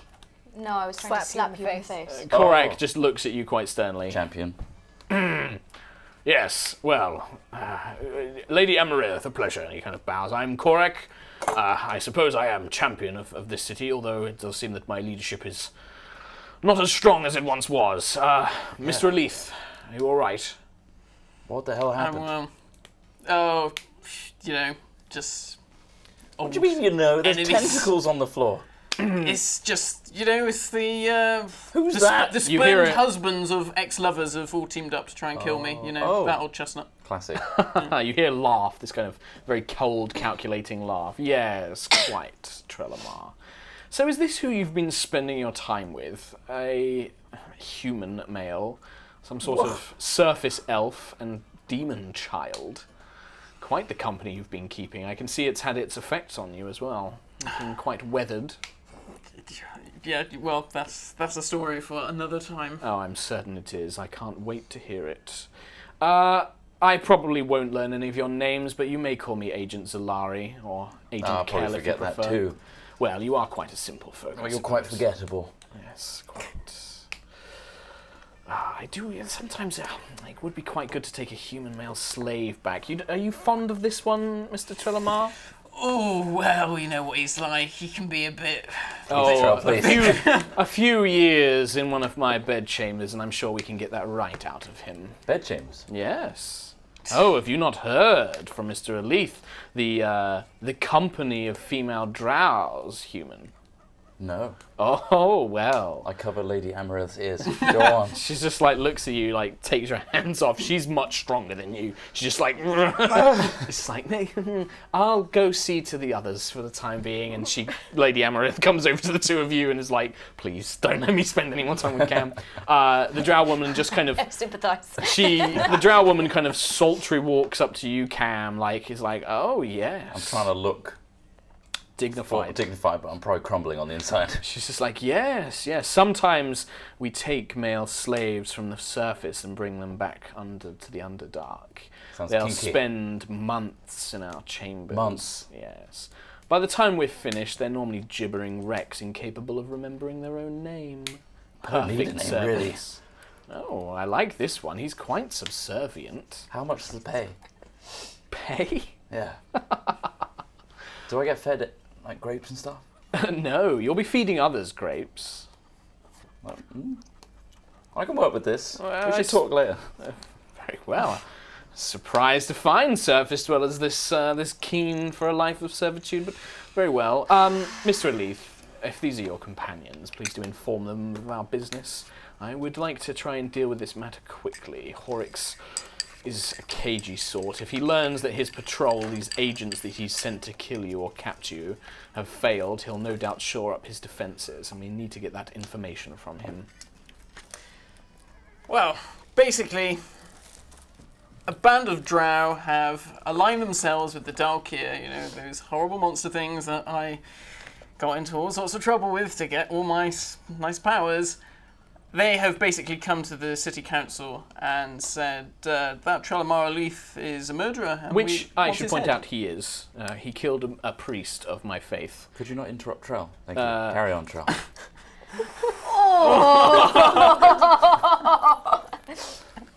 She Not a has slave yet. spiky whip.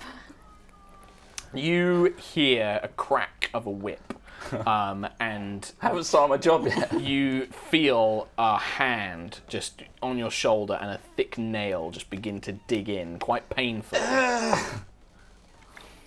Fuck's sake. She kind of looks at you awkwardly, but she is quite attractive, and you're kind of distracted a little bit, and you can hear her saying words, but you're not quite listening to her. She's trying to sound threatening, and she just kind of like looks at you, and she's just like, "Do not speak to me that way again." Harder.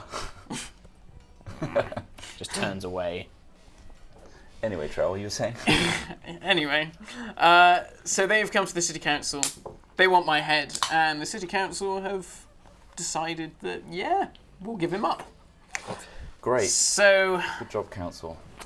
Yes, I'm sorry about that. However, however, why is Korak here? What is Korak here? Just The reason I am here, Mr. Buckland. I assume you disagree with the council's... Yes, Lady Agent Zelari here, this drow woman, approached me in secret. She actually managed to break through several layers of guards and security to find me in my chambers. She informed me of this house relief, and I knew, of course, the council's decision. And she said if I wished to help Mr. Aleath, if I would send message for him to meet him, somewhere private with just myself. I don't trust her morally. I think that she is a corrupt individual, but I don't like this House Relieve. Their representative, this Magister Horrocks, there's something about him that is unnatural and unnerving. Left a foul taste in my gut. This woman, and he gestures to Zelari, I don't like her. I don't like what she stands for, but I don't think that she's concealing anything from us. As Mr. Aleath put it, the enemy of my enemy is my friend, and that seems to be something that she is committed to. Can I insight her? Yeah, you can give an insight check. She's giving me that spiel. Yeah, you can see her like looking at you. She kind of casts like this kind of catty kind of I'm better than all of this. 27. 27. You like the way that she's been talking to you, kind of this is based on your memories and everything else of like since you arrived and everything else. You never get the sense that she's been lying to you. You can tell that if she wanted to, she could probably be very deceptive, very charming. She's been quite forthright. You notice that the way that she carries herself, the holy symbol around her neck, this kind of silvery spider necklace, you can get the sense that this is quite important to her, and yeah, you get the sense that she's probably on the up and up. Okay. Champion, are you in any danger from the council? No, I believe the difficulty is Talus Val. Things have not been going well since you travelled north. More Broken Sky attacks have occurred. More towns have left the Republic. And the Council is scared. They are fearful. They are struggling with leadership. And since the attack on my life and the coma that I was induced into, they have lost some trust in my leadership abilities. They think that this is all partly because of my influence. As such, they are trying to make a decision on their own. And there is some logic to the decision they've made. Aramount, a settlement to the north, to the west, is very important. It supplies stone, ore, minerals, a lot of what the crafters and the guilds here in the city use.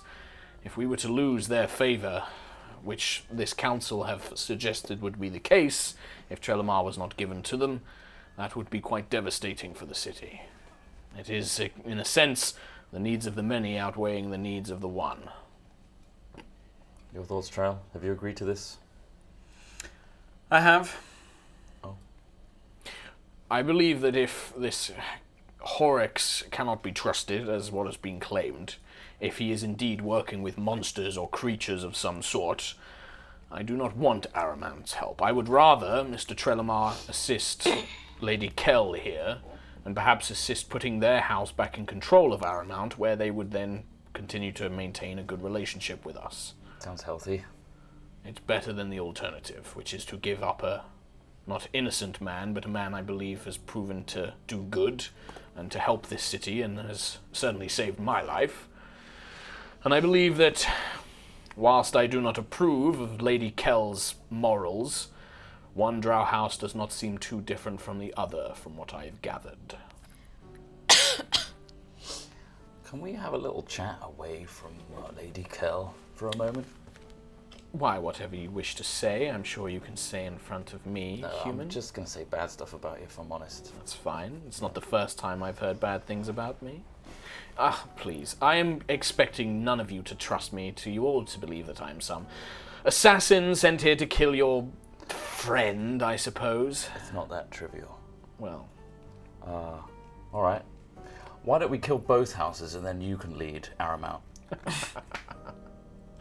you could certainly try. House Aleath has suffered a number of losses, as I informed Mr. Trellamar. Members of his family have been killed, leaving his house weakened. House Kell is, despite what you may think of me or my faith, is a reliable and noble house of honor.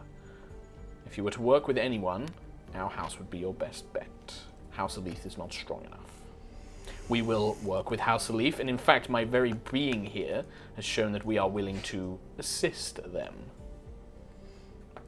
Well, it's down to you, Trellamar. We'll follow you recklessly into big darkness orbs. Pretty much. You've followed all of us. Thank you. So, where to next? Horrocks has taken ownership of a small, overrun botanical garden. They are staying within an enclosed space, some sort of temple, perhaps it once was. He's using a carriage to transport himself to and from Champion's Hold, where he's left a few members of staff in case you were to return there. It's up to you how you wish to proceed. We could either try and attack them where I believe that they are hidden in this botanical garden, sneak in, take care of his guards or any spies or scouts, and then extract the information as we need it. Or, if you have another plan, I'm certainly willing to listen. I'm not a great planner. How many staff does he have? He arrived with a considerable number, a large force of House Relief guards. Some of them you and I have slain here. It seems that he sent quite a considerable party to try and apprehend Trellamar, no doubt following the Dragonborn, who is not the stealthiest, I will admit. Oh yeah, Lady Amaryllis. Have you seen one? A Korak before? A Dragonborn? Yes, they served in my temple and the monastery for a long time. Remember the ghost? You met the Dragonborn? ghost? Yeah. Oh, and she looks at Trellamar like, oh, is it? I remember that. She like pats you on the shoulder, like smiling. It's just like, yes, but if it's all right with you, I don't think if you're planning on attacking somewhere, that's not really something I am comfortable Botanical with. gardens, though. Sounds very interesting, but if it's anything like, and she points to the splattering of gore and blood, perhaps I should stay with this fellow, and she points at Korak, just until your deed's done. Korak is like, I will need to return to the council. I cannot accompany with you on this clandestine mission, but... Take care of Lady Amaryllis. Yes, of course. He like looks over and is like, who is she? Oh, she's a dragon. It's a long story. Of Bahamut. His eyes go pretty wide at this point. He's just like, Silver. do you mean a dragonborn? Silver dragon. She's very... He bows. You've never seen Korak bow this deeply before, like almost on his knees. He's just like, my lady, I'm so sorry. I did not understand that you are. Oh my god! And he like bows, and she's like, no, it's fine. This is in secret. It's easier to walk around in this form. It's fine.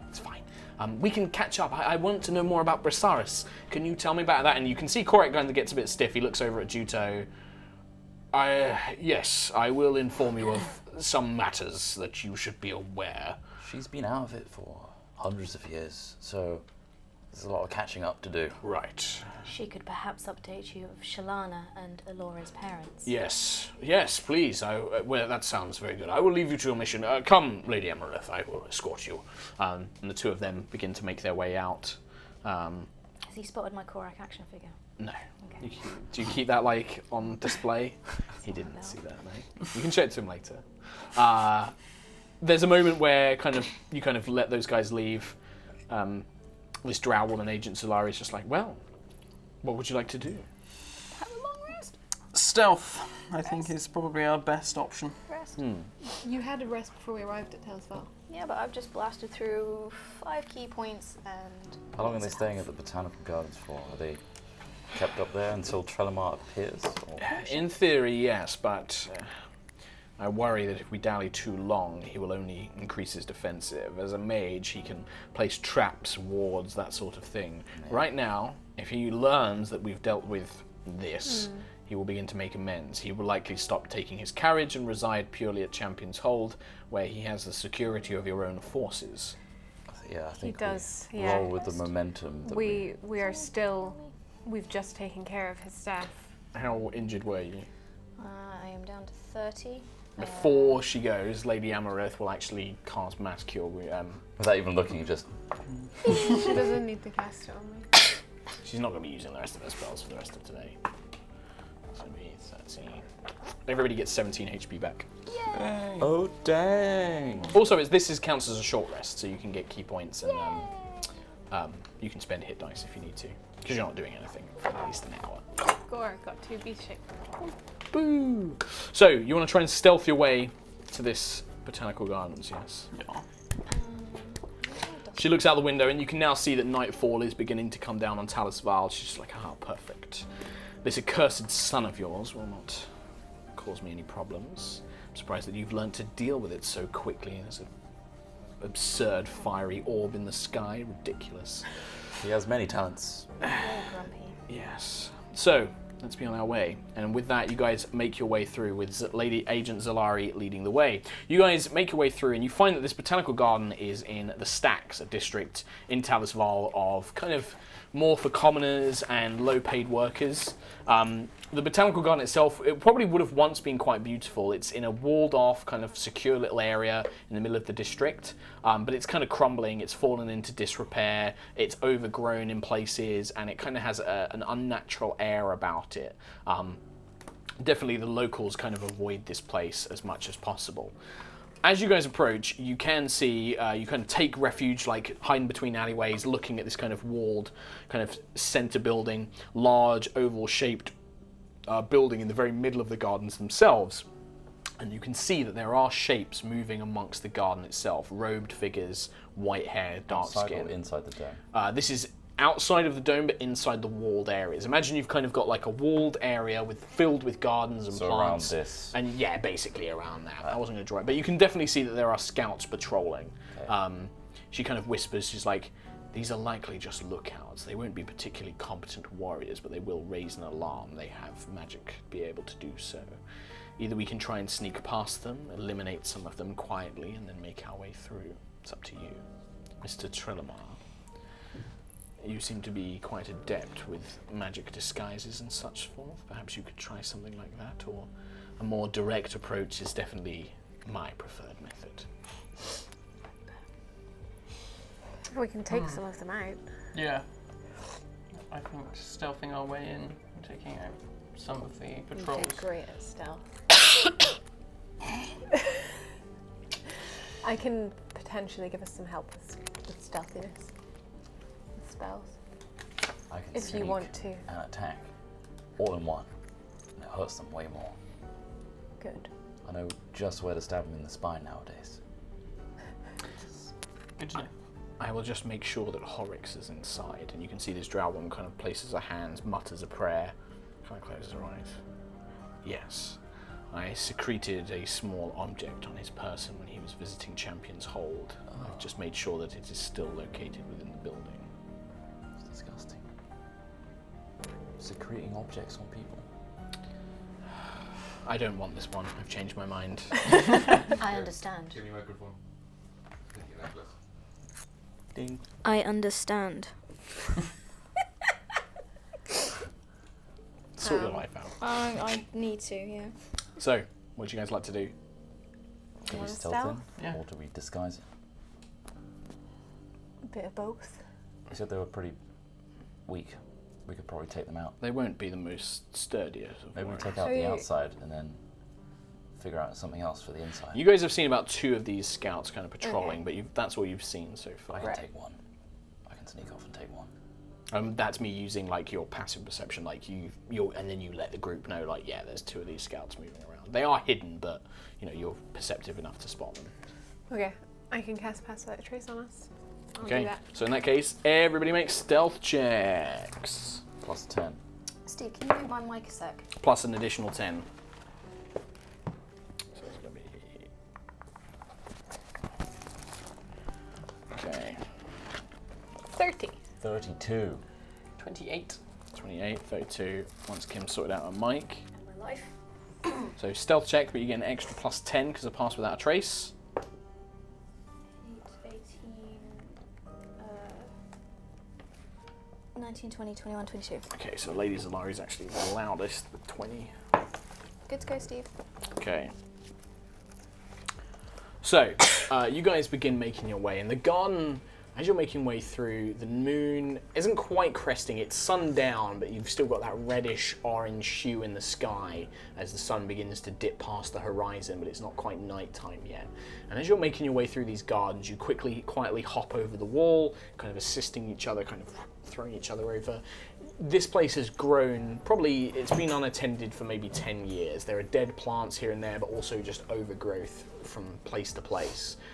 Worn, what were probably once little cobblestone streets that kind of led through different little parts of this garden have kind of got weeds sticking up from them before. You can barely kind of see the stones that once formed the streets. And as you're making your way through, you begin to get the sense that, especially you, Elora, you begin to get the sense that something unnatural is here. There's something which is corrupting the natural life. The plants are growing kind of purplish in hue. They're twisted and warped. As you're making your way through, you stealth through and you come across, you can see just ahead of you a figure crouched in the darkness looking the other way, kind of scouting around, looking around. You can see the familiar kind of hand crossbow and knife held in their hand as they're just kind of looking around, as if searching for something but unsure of where it is.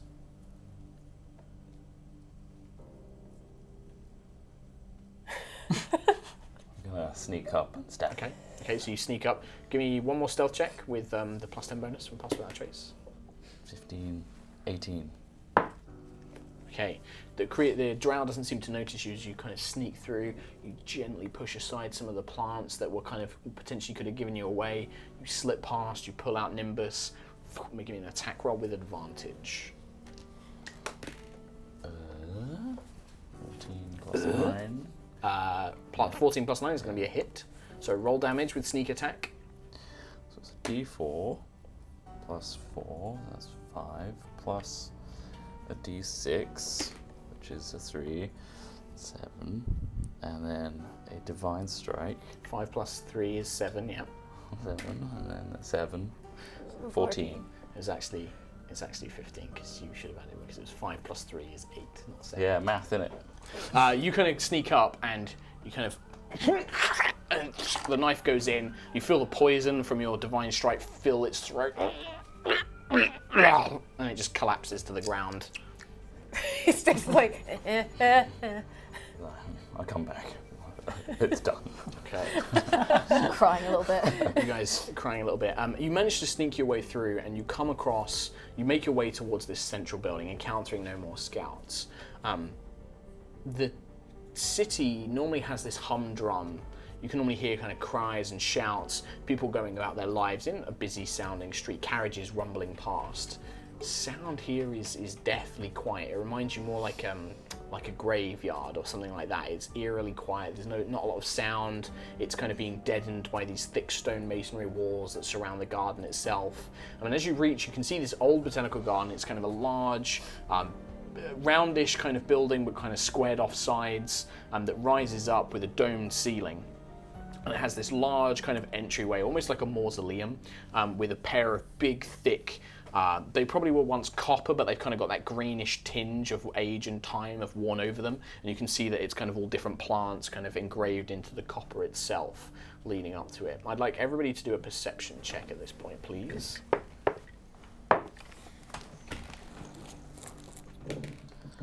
14. 6. 20. 11. Okay, so Cam and Elora, you guys are making your way up, and you're just about to, you can see Lady Zalari is just about to open the doors when you kind of notice that there's actually just faint traces hidden amongst the green of this copper of a glowing rune on the door itself. Whoa. She's just like, what? It's rigged, it's trapped, it's a rune on it. She like looks, she's like, ah, yes. I see. Damn it, Drow. Well spotted, I suppose. Drow should be taking the lead. She rolls her eyes. Get to the back. Would we know what kind of You're going to need to make Arcana checks if any of you want to know what this is. Anybody can do natural 20? Damn. that. You can roll. You roll made roll the as well. roll. You may as well roll. I want to take part. 5. 14. 13. 13. Elora, you kind of recognize this. This is a glyph of warding. It's a spell cast by mages and arcane spellcasters, precisely to do things like trap doorways, chests, that sort of thing. You can either dispel it with things like dispel magic. If it's triggered, it normally causes an explosion, or it can trigger a spell. It can actually store a spell within the glyph and then unleash the spell. And yeah, you basically know that you have to dispel it to get rid of it. I do not have that prepared. Sorry. Having a look around the walls and stuff, does it seem like this is the only entrance? No, looking around, if you make your way kind of around the buildings, there are windows, but they kind of have like iron bars. So to get through, you'd have to smash it and then squeeze through. And you can see that they're kind of covered on the inside. There's like quite thick ivy and sort of things like that on the inside as well. You'd basically be going in blind, and it would be quite slow. You'd have to squeeze through. I think whatever way we go in, we're going to be noticed immediately. So do we go in guns blazing? Is there any way for anybody, if we could perhaps clear something from the windows? Could we? Do any of you have magic to teleport or anything like that? No. Can we teleport? You do. You can turn into a raven. And you can turn What about ethereal forms? Does anyone have that when you turn into mist? Is that a thing? Oh no, wait, that was Fenris. She did that to me and almost killed me. I don't know what I could you're be a talking raven. about. I could get inside. I could do that too. You They got also, dimension I mean, door. you don't know if there's anything on the roof that you may be able to get into because you can't see it from where you are. Can we see any runes on the windows similar to what's on the door? Now that you've seen there's one on the door, you'd be able to spot them. There's none on these windows. It looks like whoever kind of placed it, like looking at the defensiveness of this building, the windows would be so troublesome to get through. You'd be aware that somebody was coming through them anyway. The door was the only way that anybody could have really snuck in, seemingly. I could fly to the roof and see if there's a way in up there. Yeah. True. That would be a quicker way to do it. You can do that. Okay, so you pull out the lost loot. The lost loot is still a loot, and you have to play it to cast a spell. Yeah, that's the only I thing. could send Granamir. Oh, that works. Granamir's like, you send him up, he flies up, flaps his way up. Looking around, it does look like there is a skylight that's actually part of this domed ceiling. Mission It has like a impossible. part of it which is Lower glass. trail through the You skylight. would, however, need to Just break smash your way through. through. But it is an easy. It's not going to be like the windows where you have to squeeze through. You could literally just fall through and land. Can we tie a rope to Trell and just let him descend with Mission Impossible? You could try that. Absolutely. Does it look like there's any scalable Sorry, I have that vines vision that needs to or- The building itself has got like such a unique architecture. Like it's got like thick window ledges. There's ivy crawling up of it. The windows themselves have got these thick metal bars. It's not that difficult to climb up the sides of them. Approach from above. We could also do this multiple ways. You could have some of us go through. Can If you you can dispel? transform into a bird, I cannot. Is it one area inside, or is there I multiple believe so. floors? I believe it is just one building. It was used to house some collections of rare flowers and So such. no matter where we go in, we end up the same place. Yes, I believe How so. about if I go through a window as a raven, I'm gonna have to smash glass and force my way. I can remove the glass quietly, Okay. but you would still be anybody of physical size would still be noticed making their way through. If I'm a raven, That you might be able to sneak through. Yes, I'll go in that way. Someone Yes. else goes through the skylight. I can climb up to the roof. That shouldn't be too The difficult. doors, can I. without dispelling them, don't know if we can go through those. I don't have anything to dispel. If Mr. Aleath can use the spell Dimension Door, he could take one other person with him. He just needs line of sight. He could transfer. He could teleport You through. take maybe I one. could, Yeah, we could. But if you can turn into a raven, I can dimension door. Very well. And I'll climb up to the roof as well. Very help well. me with this glass. If we take the signal, Mr. Aleath, once you are inside, if you give the signal, myself and the tiefling can then descend through. I'll remove the glass for you now. And she takes out, she has like a small bag on her side. She pulls out almost like, it looks like a sextant, but it has like a particularly shiny looking end. And she kind of places it up around it and creates like quite a large, like dinner plate sized hole. Pretty cool. Pulls it out, lays it down on the grass, and she just cuts away some of the vines, like loosens it, but doesn't make a lot of noise. You can see that she's probably used to sneaking into places, and she kind of just cuts away. Stole stuff before, haven't you? Steal? Oh no, I murder people. Okay, you steal lives. Well, no, they don't belong to them. I ponder existence. Oh, all lives belong to the goddess, of course. You have your own goddesses. Just turn to a crow while she's talking. She looks down. Very well. Shall we climb? Give me an acrobatics check or an athletics check, but I'm assuming you're going to make acrobatics. 17. I mean, just enough with hers. You scramble up way faster than she does. She's kind of like pulling herself up, but you kind of just bounce your way up to the roof. And yeah, you can see that this dome has basically like a glass thing. Some of it's kind of covered with thick moss, so you can kind of hide next to it, but it wouldn't take much to smash and then just drop down. Looks to be maybe about a 20-foot drop. Can I do a perception check to see if there's no like runes or... Yep, absolutely. Yep, make a perception check. 12. 12. Looking around, you can't see anything like that. There's no runes or anything like that you can see. No obvious signs of disruption. Okay. You, looking down actually through this glass, you can see a little bit more of what's inside than these guys can. You can see you see about 3 figures. We'll use these guys. You can see one man standing beside what you think is some sort of, probably what was once like a stone table that had like displays on it and things like that. You can now see a robed drow male standing over what appears to be a body, and you can see him cutting parts of the limbs off, peeling back flesh, using pins to kind of pin out the musculature and things like that, writing notes in a book. These two are just 2 drow bodyguards holding weapons perfectly still, almost like statues. Can I signal Granomir? Or he's still up there. He's like, "Rah." Can I like talk to Granomir and try and communicate? Oh, Granomir can actually talk to you now. Oh, really? He's got my voice. Yeah. Okay. What does he say? Yes, Jute. But it's like Granomir's little mouth moving, and then Trell's voice comes out. It's really weird. And I relay that there is one you drow relay this butchering a information body, and then there are 2 bodyguards. Okay. And your little mouth. Okay. Ask if there's anywhere that we can hide in there. So what you can Could see. we see through the window? So yeah, not quite, because there's quite this thick ivy kind of growing over it. What you can see is there are these iron trellises, which seem to have like flowers and specimens and like different plants and things on them. And that's these 3 lines here. They're quite thick, and they probably would block line of sight, but there's not anywhere obvious to hide really. It's all kind of just open. I relay this tale to Granomir. You kind of have like, I guess like almost like flower beds all around like the inside, like this. I guess when we're in, they see us. Yeah. Yes. Crow. Just ready Okay. for So it's the, you 3 are ready down. for the signal now. Mhm. So So basically, yeah, I might just squeeze you it basically through the like glass. once the raven like parts enough that you can see through, you can bamf in. Agent Zalari, are you able to open the window, the skylight, with your tool? I can open a small hole to get my arm through, but there doesn't seem to be a latch on the inside. I was planning on just smashing it. Fair enough. I take your lead. Yes, we'll wait for Mr. Aleath to give the signal. How high is the ceiling? You said 20 feet? It's about 20 feet.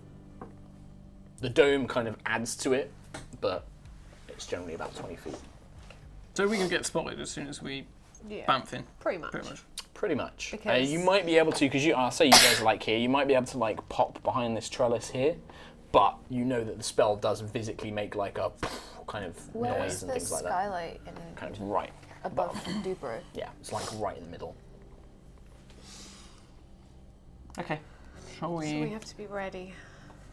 You guys, don't forget you could have spent any kind of short rest if you wanted to heal up and spend hit dice. You could have done that before. I'm at full from the healing of Lady Amaryllis. Can Agent Zalari, is she okay with slow falling and like? She kind of nudged. She's like, you don't need to worry about me. Might do heroism. There's only the 3 of you at the moment. Yeah. I think you can only affect up to 3 targets with it anyway. Yeah. Are you looking for spells? Yeah, but heroism's It's a Lightborn thing, but it's a spell. Oh, okay. It's a spell. Cool. I'm just trying to think of what to do when we're in. I believe it's like you give them 10 hit points every turn or something.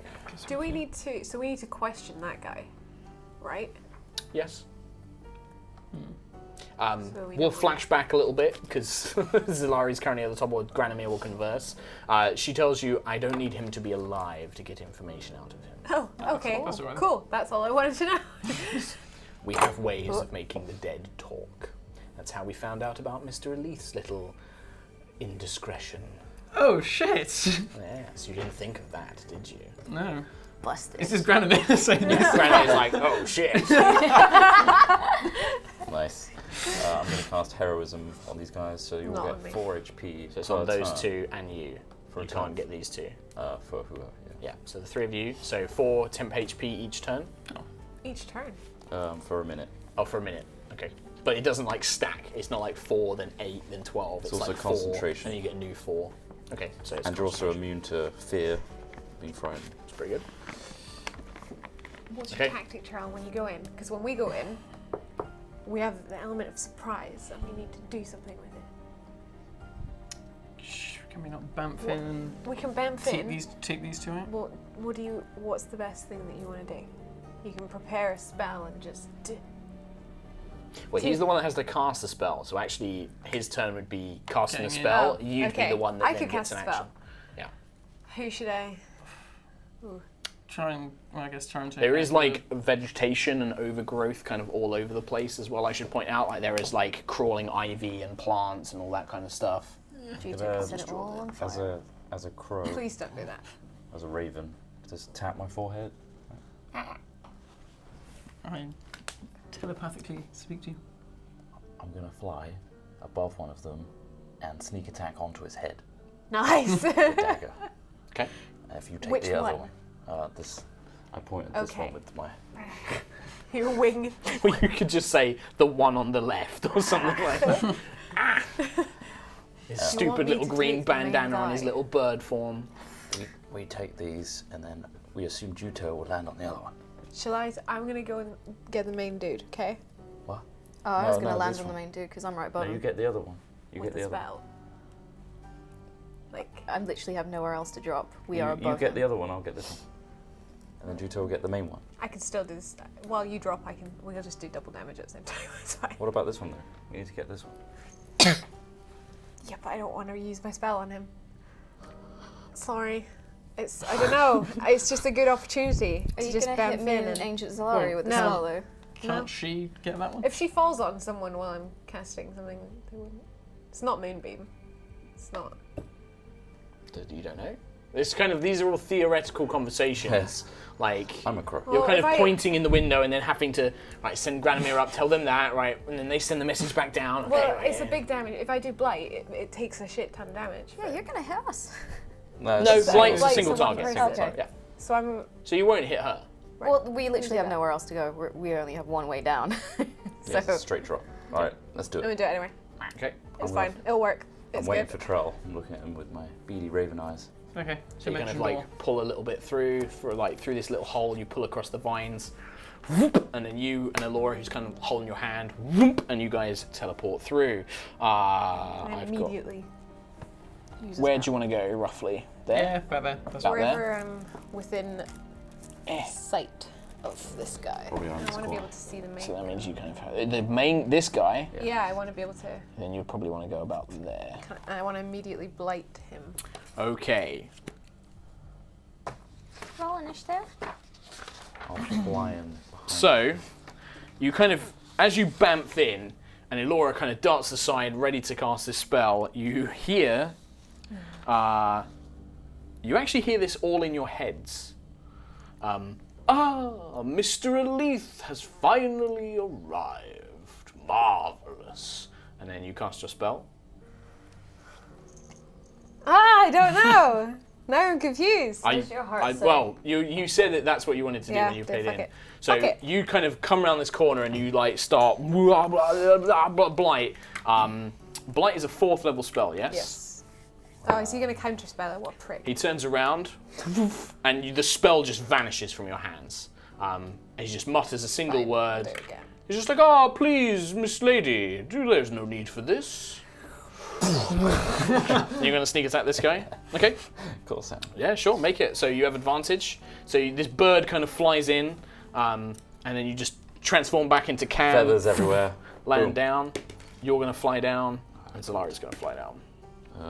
20. 20 is definitely a sneak attack. Right, so that's D4 plus Juto, 4, are 7. you landing on this guy? No, we're landing on the main dude, aren't we? You wanted to land on the main dude. Okay. Plus a D8, Here's Cam. 12, 18. Total, 18 damage? With some of it's poison. Okay, so Cam lands down. You don't quite hit him like in the head or anything like that. He kind of, his eyes snap up and he dodges to the side, but you tear like a big chunk with your knife kind of down his arm. As he leaps to the side, and you can see him pull out this 2-handed greatsword. Hello. As you land, Juto, you fly down and you're going to make an attack on this robed Bro. figure. Okay, Yeah. so you have advantage on the attack roll. You get to make an attack. I'll do the one for Zalari on the other guy. Damn. She's advantage. 27. To hit, yes. 4. 13 to the other guy. 15 damage. 15 damage. That's including poison. You see Juto kind of land down, the Guandao comes striking down. Oh, how much was poison? Poison was 4, and 6 was the regular. 6, 7, 8, 9, 10, 11. So he actually only took half from the poison. The Guandao kind of streaks down and it cuts the robe, like deep gash into this figure's form. But Elora, you're the only one really looking dead him on at the moment because he's just counterspelled your spell. As you watch, this Guandao pierces through the drow form that was there. The Guandao passes through some of it like it's an illusion, and it tears into the robe. And as you kind of all land, Zalari lands on this other guard, throwing him to the side. You can see a deep gash on his cheek. The robed figure looks up. He's like, "Oh, I was hoping that we could do this a little more tactfully, but, well, I suppose there's no need for the disguise now." Oh, here we go. Oh, God. And this bulbous head with dark pupil eyes and 4 tentacles where a mouth should be, long, spindly fingers. Yes, welcome, Mr. Aleath. My master is very much looking forward to meeting you. As its tentacles make a juicy noise. You can see that these 2 drow guards, their eyes have now gone completely white. There's no pupils, and they just swing with unerring accuracy. It's going to be initiative from everybody. Mind Flayer! Mind Flayer! Gonna eat your brains! Shit.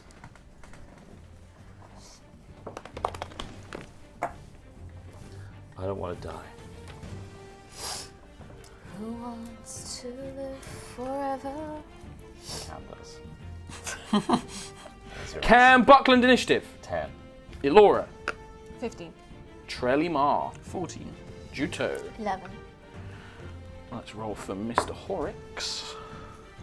That's only a 13 for him. God damn. That's going to be a 15 for the bodyguards and a 20 for the lair. So, as you kind of all land, as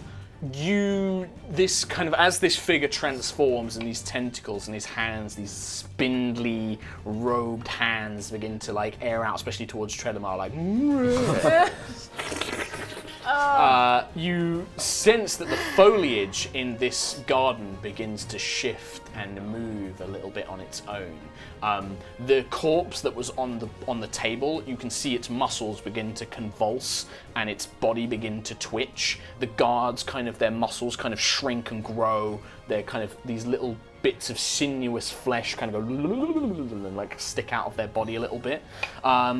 Cam, Zalari, Elora, and Trelemar, the plants that are kind of all around the floor and along this trellis, just basically lash out and trying to grip onto you. I'm going to need everybody to make a dexterity saving throw, please. But not Juto. Juto as well. Oh, no, not Juto, because you are currently next to him. 18. 18. 12. 12. 15. 15, sorry. So everybody but Elora. Elora, you're kind of like, this takes you by surprise. You've just watched this figure, and it's horrific. It kind of makes you startle. These vines from this trellis just and wrap around you. You're currently restrained. You can still do actions. You're not like immobilized or paralyzed or anything like that. You can't move. Like, you're gonna have to break yourself free. At the top of the round, it is gonna. What's your dex modifier, Elora? 3.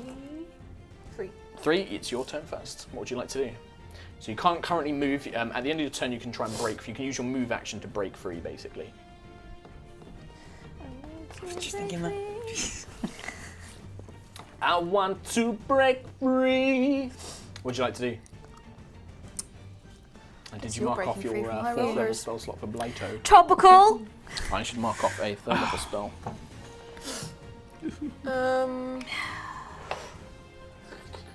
Stop that. Stop. So the grim. noise. Keep It's doing just, it. it's terrible. It's so bad. Mind Flayer. It's the best. No. Who's got the highest intelligence out of all of you? Me, I think. I think it's Elora or Trelemar. I've got 0. 14. Oh, it's Elora. Yeah. Oh, it's a Nora. Delicious brain. Not if I'm a different animal, though, right? You can be dumber. Oh no, you keep your intelligence in beast shape. Yeah, that's the thing. It's just more protected by cats. He doesn't want me. He wants Trell. He doesn't want I Trell's will brain. He needs him Turn alive. into. If I turn into a different creature, would that, in theory, It wouldn't break? technically, but I will give you a free strength check to break out. Because I'm nice DM. Oh, he's so nice. like 11? That is not enough. So- Just barely not enough. You kind of struggle. Your new form is still restricted by these heavy vines, effectively. So form are you? that's. You can't move. You can still take spells and actions, but I guess you're a I bear can't. now. I'm not a bear. I'm a giant scorpion. You're a giant scorpion, so you But I can't can't cast do spells. anything. So you're currently stuck where you are. Currently doing that. So these guys, it kind of just turns on you, Cam, like there's no They've got hesitation white in its eyes. movements. Yeah, pure white. Do they look healthy? No. They look injured, but also they kind of have this sick pallor to their flesh. There are blister marks. There are kind of almost like little holes and pock marks. They look gross, basically. Okay. And they swing. They're going to attack you recklessly. They just swing with abandon. So they currently have advantage. So that's going to be a 17 to hit. Yes. No, 16. Sorry. 16 is my armor class. 16 is a hit. It's 2d6 for a greatsword. That's going to be 7, 8, 9 points of damage as this greatsword like cuts into your flesh. That was with one attack. Second attack. That's a natural 20. That's going to be. Oh, you're quite lucky. That's only 8. That's 10 points of damage. There's another. The blade comes swiping into your flesh once again. Just cutting in deep. One's going to attack Lady Zalari.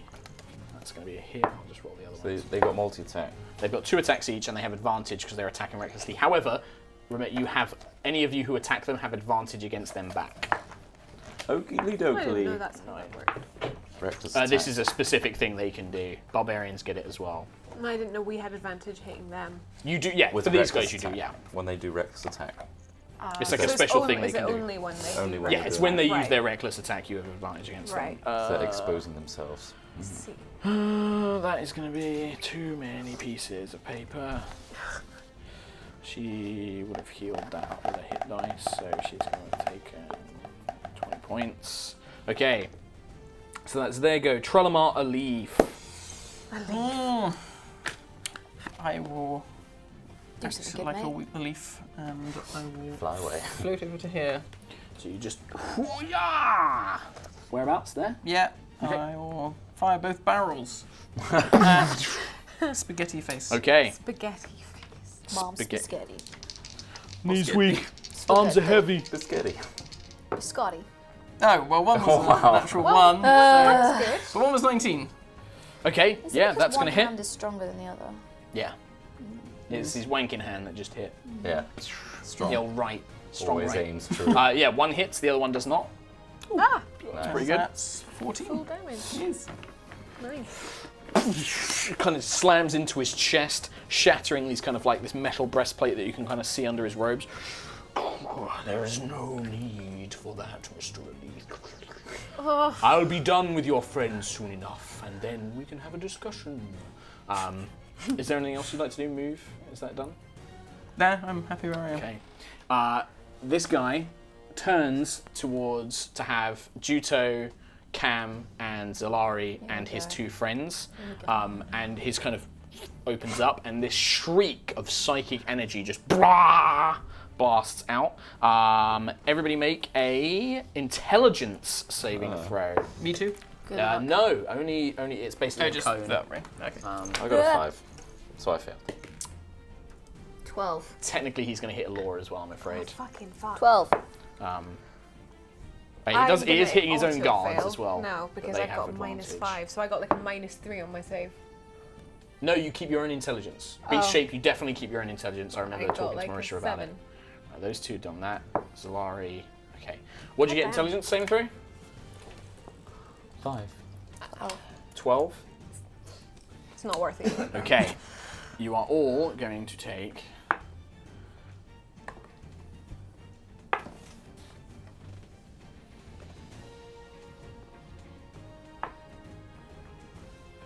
You're going to take 29 psychic damage. What? Christ.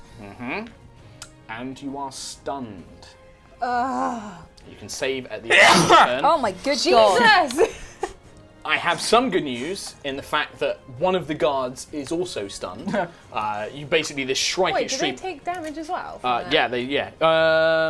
It was 25. Yeah, he did. I forgot that one doesn't take any damage. One does. Hey, Troll, you're on your own, mate. Yeah, This one- Jesus. This one, you can see like his head like explodes. Basically, like, this pure pain like makes his head blow up. But then rising from the neck stump is a big tentacle, and it gets back up again. What? Oh, so I'm it didn't done. reply It did. It killed him. Seriously, Troll, I'm out. Yeah, me too. So that was his Good go. on all That's of his I should action. go. He will then. Yeah, fuck it. Just ride into the distance. Oh no, Juto's stunned actually, but he can't do anything right this turn. But he kind of like he'll actually kind of like start moving towards Juto. You can see him just like, yes, this one will do as a snack. And just start moving towards Juto. Juto, it is in fact your turn. You may attempt to save against the stun. I want to ride into the sunset. You must make a save against the stun I wanna, first. Like, go into Corax. You can do that Just cry. after you have saved against this stun. What? Throw? This is an intelligence saving throw. Goody. Whatever that is. 11. Is that an 11? Do you have any active?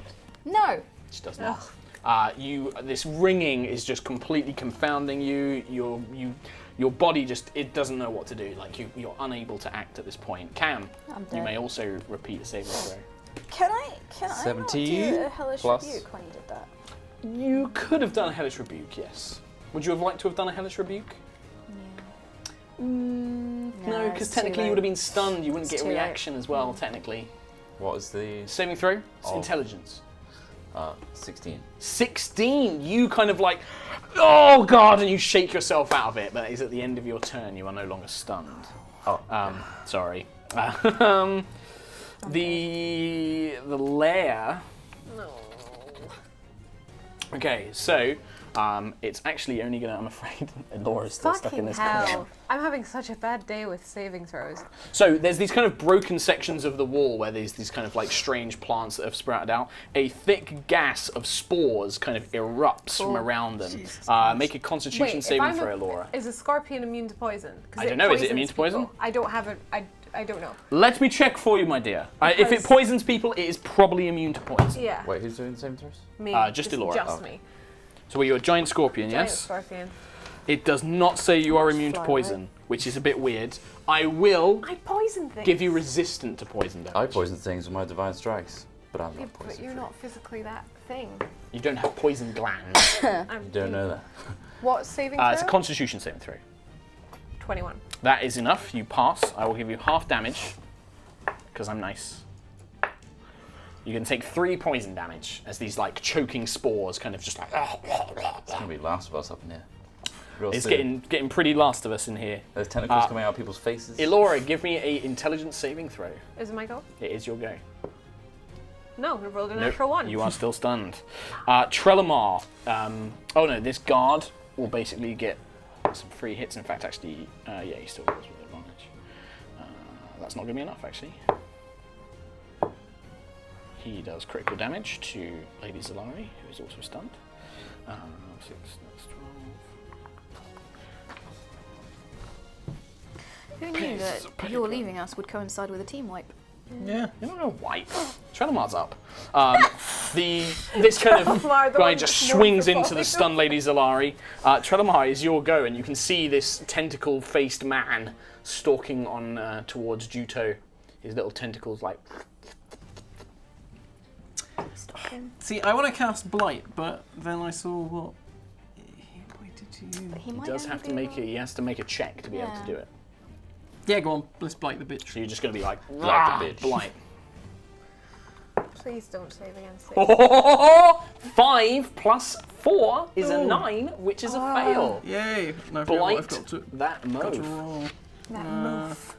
Wait. I think When it's you laughed there, I 8d8. had a little bit of 88. like 88. scary. Like, is that like, no, Yeah. 88. I'd laugh if it was a fail. I'd go, ooh. If it was a pass, I would have gone, ooh, 5, sorry, 6, 9, pinch 1, A little bit scary wee. 8. Blight the bitch. Ooh. no. Like the bitch. Math. So, shit. So we've got Do you want a calculator? 15. 19. 27. 30. 31. 35. There you go. 35 damage, yeah? That's gonna... You watch as this kind of purple-skinned creature with these flapping tentacles, you suck the life out of him. I get a saving throw though, right? Like to half the damage? No, that. Oh, was that Yeah. not? I didn't. That was the counter spell. I failed to check on. Oh, shit. I thought you So failed. it's a Constitution saving throw, I believe. Oh, you've got a card. It's Constitution. That is going to be a... No, he's still going to fail. So he's going to take the full damage. You just suck the life out of this creature, watching its veins and its head bulge and swell as you just pull the moisture and life from it that you can. As it just pulls the life from it. And you watch as it's still alive, though, and it staggers, just like, must feed, must feed. Oh, good God. Get it away from me. That is Trelemar. Do you wish to move? Nah, I'm happy where I am. I'm good. I am very good. That was Trelemar's go. I'm afraid it is his turn. Yeah. Say goodnight to Juto. So, I'm going to check something in the old Player's Handbook. Okay. It turns out that demon tieflings don't have brains. I So- can see that. Their brains are actually in their feet. You land on your feet quite hard a lot. Rolls with advantage. Full heights. Automatically fail strength. Dex saves. Hesitated. I'll take actions. Okay. Or reactions. Okay. So, has advantage. It kind of moves up to Juto, staggering, desperate. Its limbs just weakly cling onto her kind of robes as she stands there in this stunned torpor, as it like tries to pull its tentacles around her head. I hate all of you. It has advantage. I rolled a 1 and a 5 with advantage, which is only a 12 to hit. Yes. Juto just like, it's so weak, it just can't quite get the grip around its head. Just like, Gently. like it's really just like, it's so weak.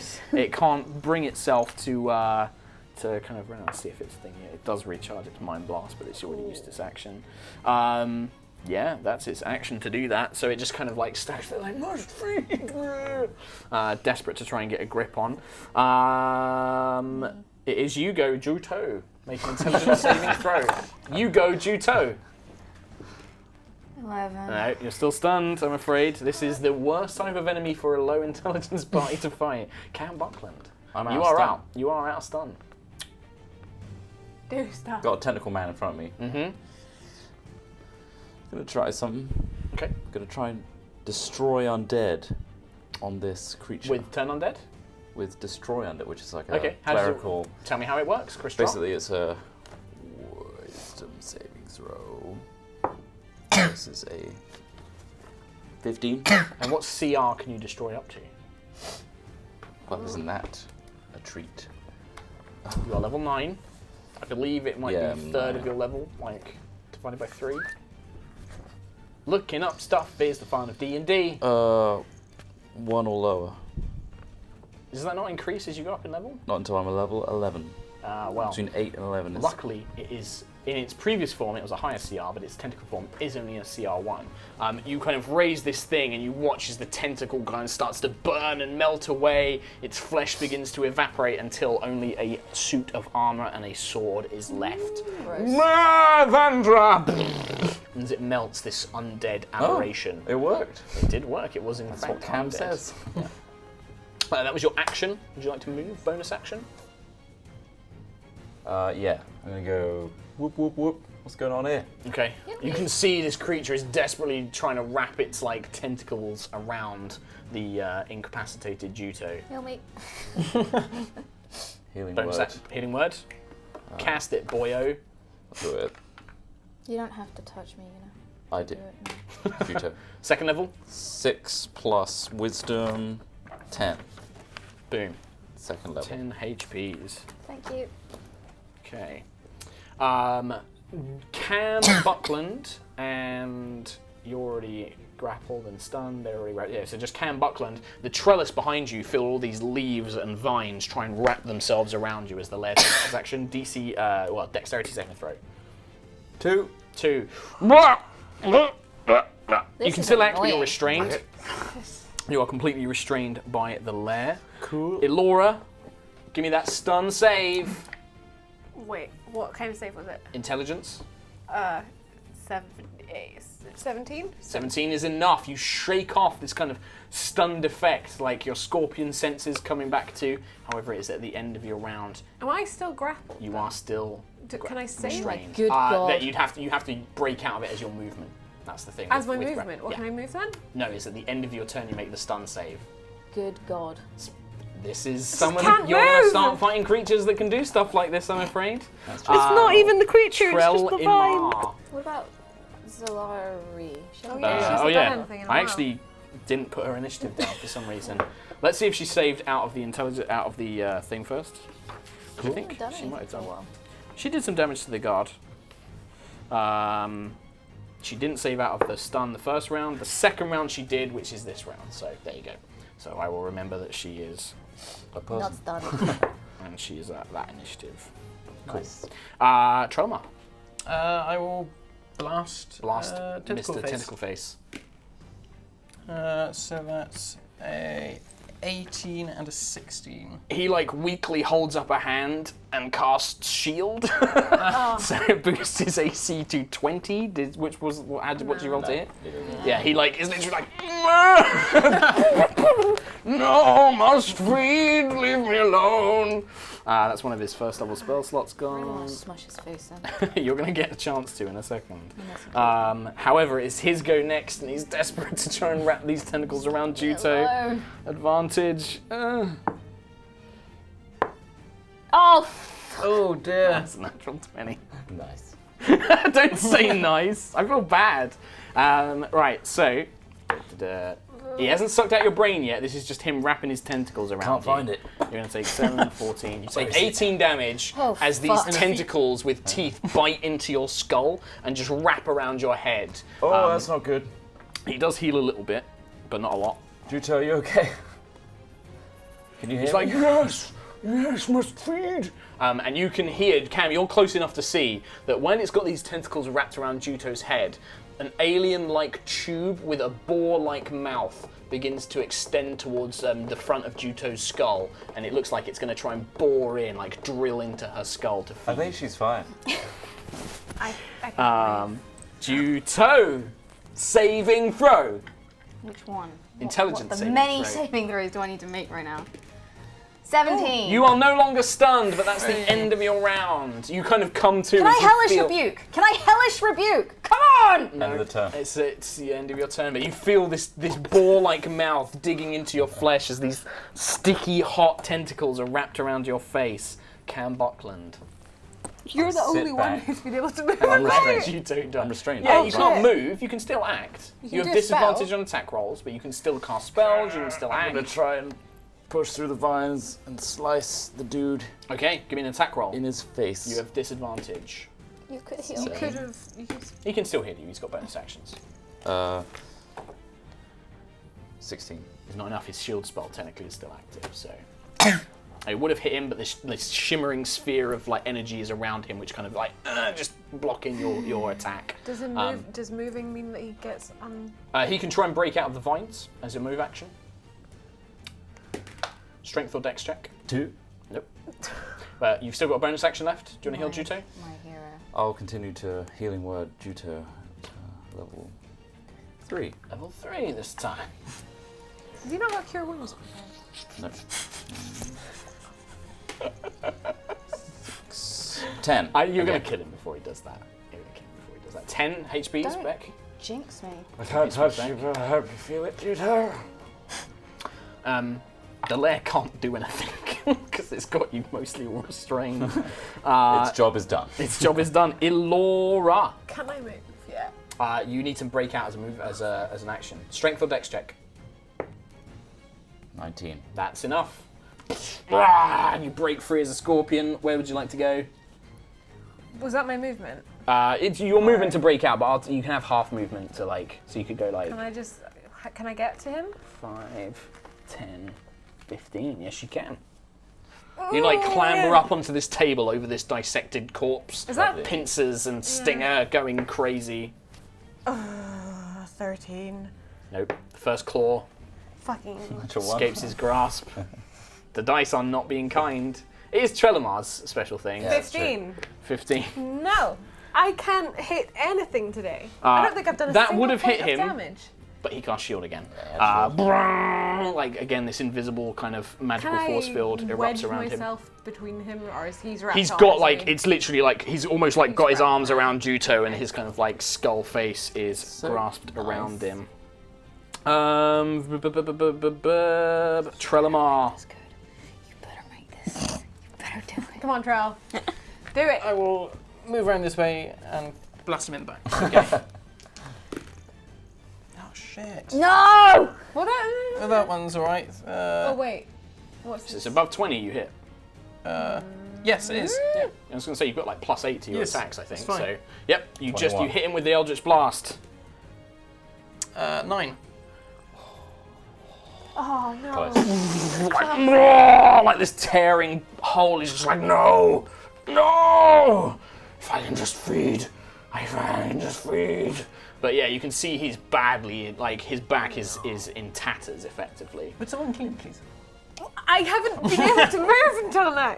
If Try. Juto had the strength, she would give you the middle finger Okay. right now. Zalari's go. What's going on, guys? She's going to risk an attack opportunity from this guy, seeing that like you guys are all struggling and she doesn't want this thing to heal. She's going to risk an attack opportunity, which misses. And she kind of rings back her whip and she's just like, and like whips out with this this kind of purple energy surrounding her whip. This is going to be she's got +9. First attack misses, but she does have a second attack. Second attack does, however, hit. She gets her sneak attack and her extra damage. So that's 4, 6, 8. Where's my D8? That's what this comes down to. If this rolls a 1, he's got 1 HP left. This whip just kind of and just cracks into its skull, splitting its head open. The tentacles are like and it just collapses to the floor in front of Juto. You've kind of got like a red ring. I'm just like, get it off, get it off, get it off, get it off! This It's off. As he dies, this guard, his eyes just roll back and he's dead. Like as if he's been dead the whole time. Like his body just collapses to the ground. And this form just kind of rises on the ground, and you can sense in your mind, Trelamar, this is to you, it's just like, do not think this is the end. The Dalkir want you, Trelamar Aleath. They will not give you up so easily. That's a lot of last words. Thank And you then for the final tentacle sound. Yeah, and then it melts into a thick purple puddle. Oh. Does that mean you can't really do any questioning of it? Yeah, Zilari's just like, yes, that will prevent me from us. However, the fact that this was not a drow representative of House Relieve is somewhat evidence enough. They've been This overwhelmed. is an illithid. Yeah. Do you think they've taken over the house? Given that their recent ascension to power, this could perhaps be one of the driving forces of the Dalkir. If there are more of them, this is dangerous news indeed. Mr. Aleath, I am sorry for doubting your abilities before. You are a criminal, but Lolth herself has given you a pardon if you are to help us eradicate this filth.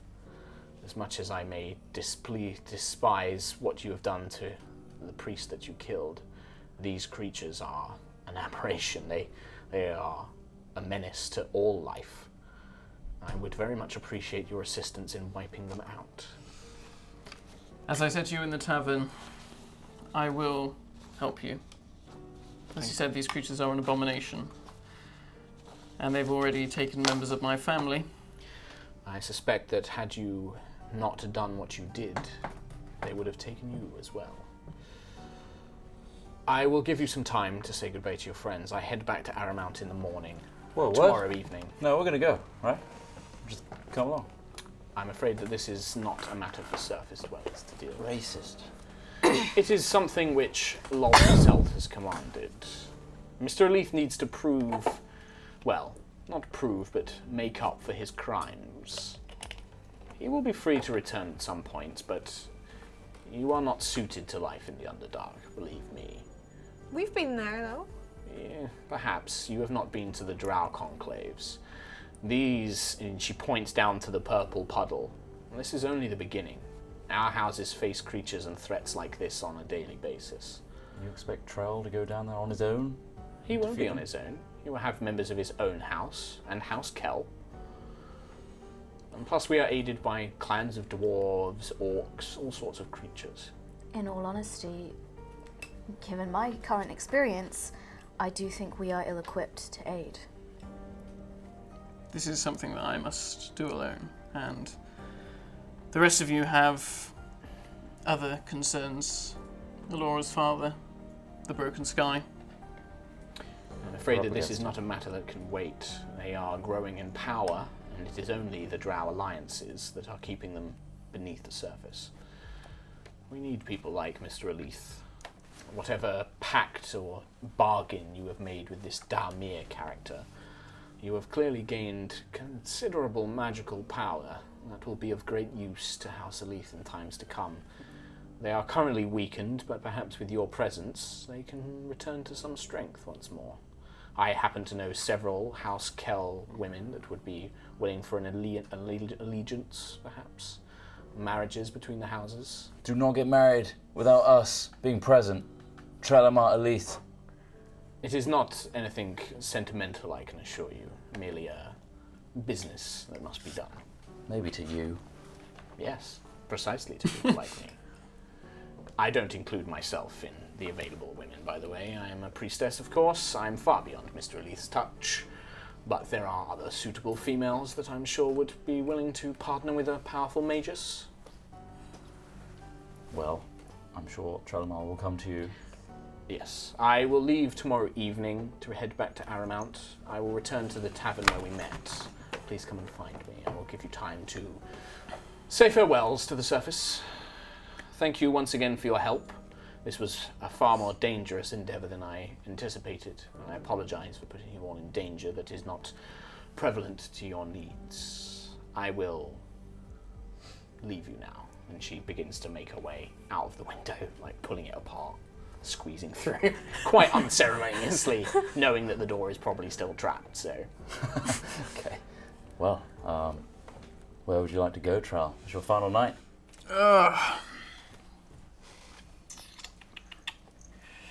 Talisval is our oyster. I'm just rubbing my forehead. Somewhere where we're not going to get attacked. Somewhere where we're out of the way of the council who... Well, you know Finney's got a bar here in Talisval now. He's got his magical ales that he's been providing in his bar. It's probably the safest, nicest place that you can go. Let's go to Go there. Finney's. That's a good shout. Let's go. Okay, you guys make your way out again. I'm assuming using the same awkward window, wriggling. Kind of have to like shove each other through a little bit. Yeah, it's very unceremonious. You guys make your way out and you find your way into the city. A bit battered, a bit bruised, a little bit sad of the knowing information that you have, but you make your way through. In Talisval, there are pockets where you come across it where things are not as happy as they once were. Crowds, mobs of people shouting at officials. You can see a few businesses have closed down, people moving out of the city. But then you also still find pockets of life. There are still those who are enjoying their time. You find groups, taverns full of drunken revelry, people, families making their way home from dinner. And it kind of gives you that stark reminder that whilst Talisval has seen better days, there is still a lot of hope in the city itself.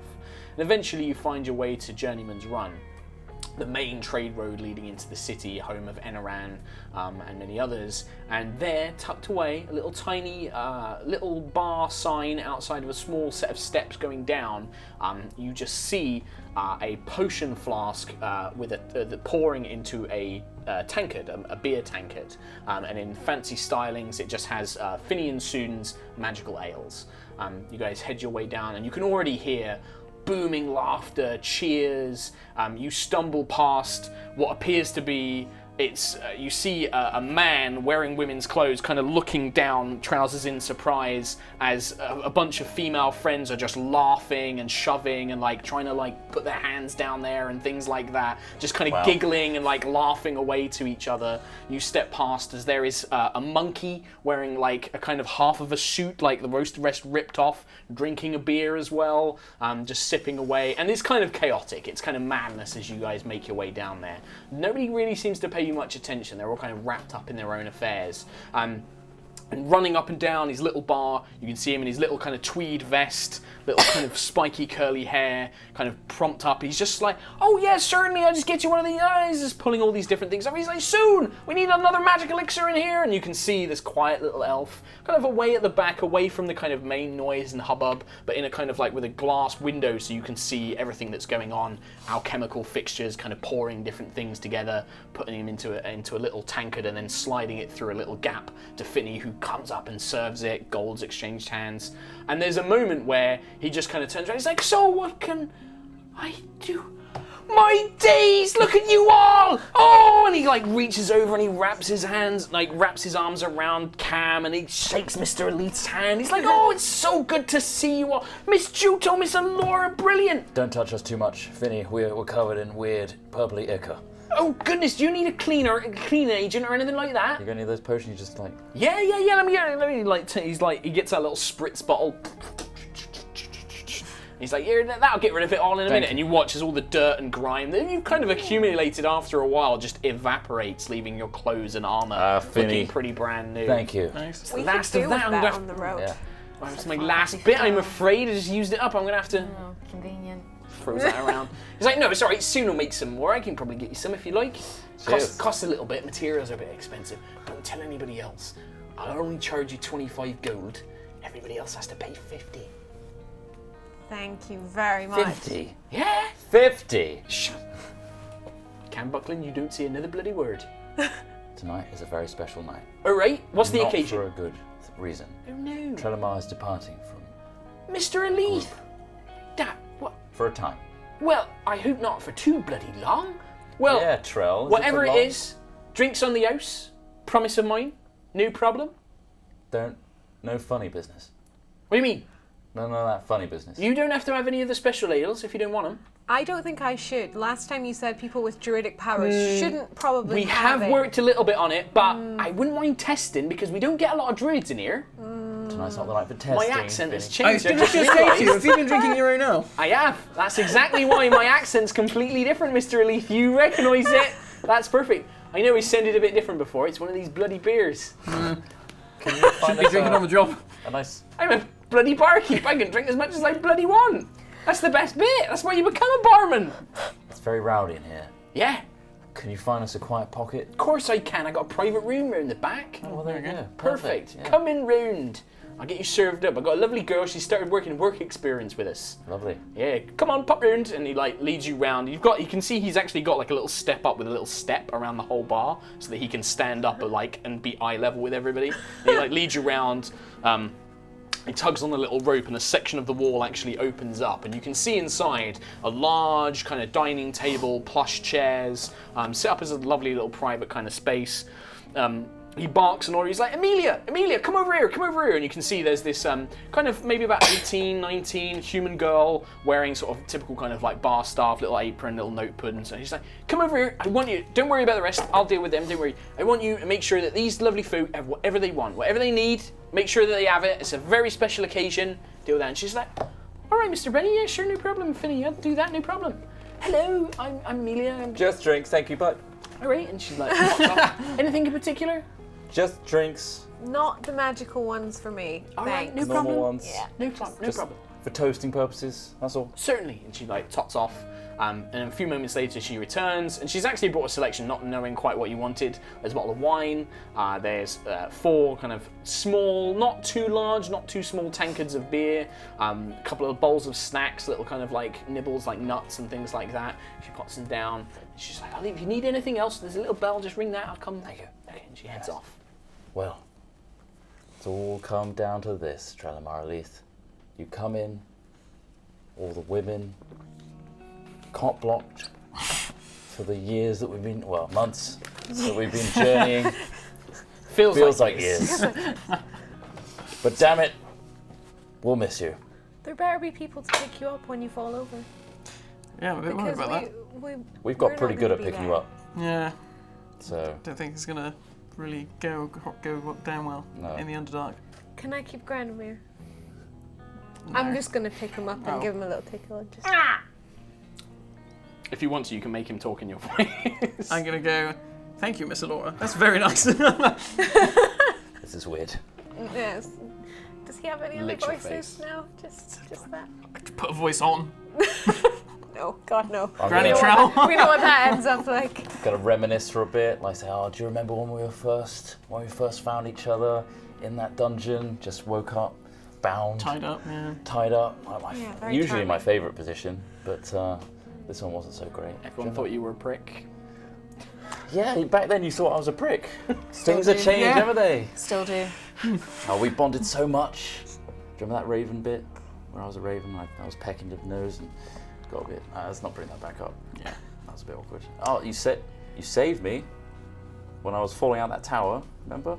Yeah. Was that you falling out the tower? I can't remember. That was. I think it was me. Was that me? Was I falling at the Did time? I stop you? It was you jumped out, you got pulled out or something like that. Yeah. You cast a spell to fly, and then you jumped on him to Yeah. sort of fly down. Thanks for that, bro. Well, yeah. Who's going to be doing that now? These guys won't even think about saving me. Oh no, I'm sure these two have got your back. Well, just glaring at It's you. for Trell, alright, it's for Trell. I know Alora will make sure you don't get into too much trouble. Oh, but 3 feels so weird, right? Well, you've got Lady Amy. That's true. Oh yeah. True, she does think you're incompetent, and just. A little Maybe bit without strange. you around, I can actually I'm get pretty sure somewhere. that ship has sailed. There's a lot of things that he told her, so. Have the drinks come in yet? Or? I described that Yeah, quite a describe long them. time ago, Oh. and you were just like, yeah, go away. I think it's time. Is he? So to raise a toast. grab a drink. I know you don't drink, Juto, just pretend. And I stand up awkwardly, like with a really big scraping. Now, I'm not very good at this, Tralamar, Aleath, but from all of us, the things that you've done are terrible and we'll never repeat them to anyone else. But they're between us, and that's what's important. Thank you for being with us, and I hope you come back soon. Don't die. We don't want Granamir the Third. Try not to. We want Granamir this one. Come back safe. To Tralamar, Aleath. Granamar raises its little claw and it just goes, blast them! He spoke. Was that you? Did you teach him that? He's just picked it up. He's like a parrot. You should work on that. Yeah, Come back and you'll be fluent. Would you like to say? Can we get some grapes for Granamir? Yeah, Like you can get them. You get like he's got like nuts. He's For already like, Granamir? helping himself to the nuts. Not for you, Granamir. I'll sneak a few. Yeah. Cool. Oh. So Tralamar wanted to say something. That's why I was going to say. I was just gonna gonna laugh. sit back down you know, awkwardly. I know we didn't start off too great, you know. Our situation was a bit prickly at best, Nice. but you know, I've grown to see you all as, well, sort of like an extended family, I guess. A very eclectic.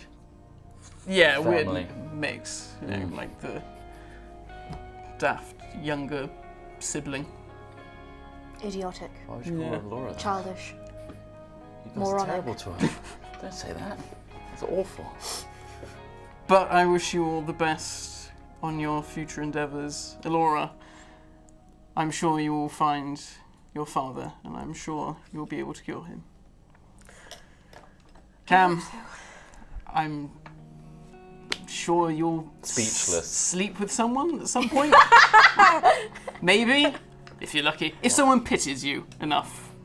Thanks, Joel. Thanks. Thanks. Juto, when we were on top of that tower, you said to Cam and myself that you could no longer remember the faces of your mother and father. I'm gonna put on the mask. Mhm. So how would this work? So, Oh, you are going to use Detect Thoughts. Yeah. So, Juto, you feel Tralamar, you feel a presence in your mind trying to sift through your memories. You can either choose to not allow it, or you can kind of willingly let him go through your mind. Yeah, I'll let it happen. Okay, so you drift through, and Juto's memories are very fragmented. It's almost like there are kind of thick miasmic blackness surrounding certain areas.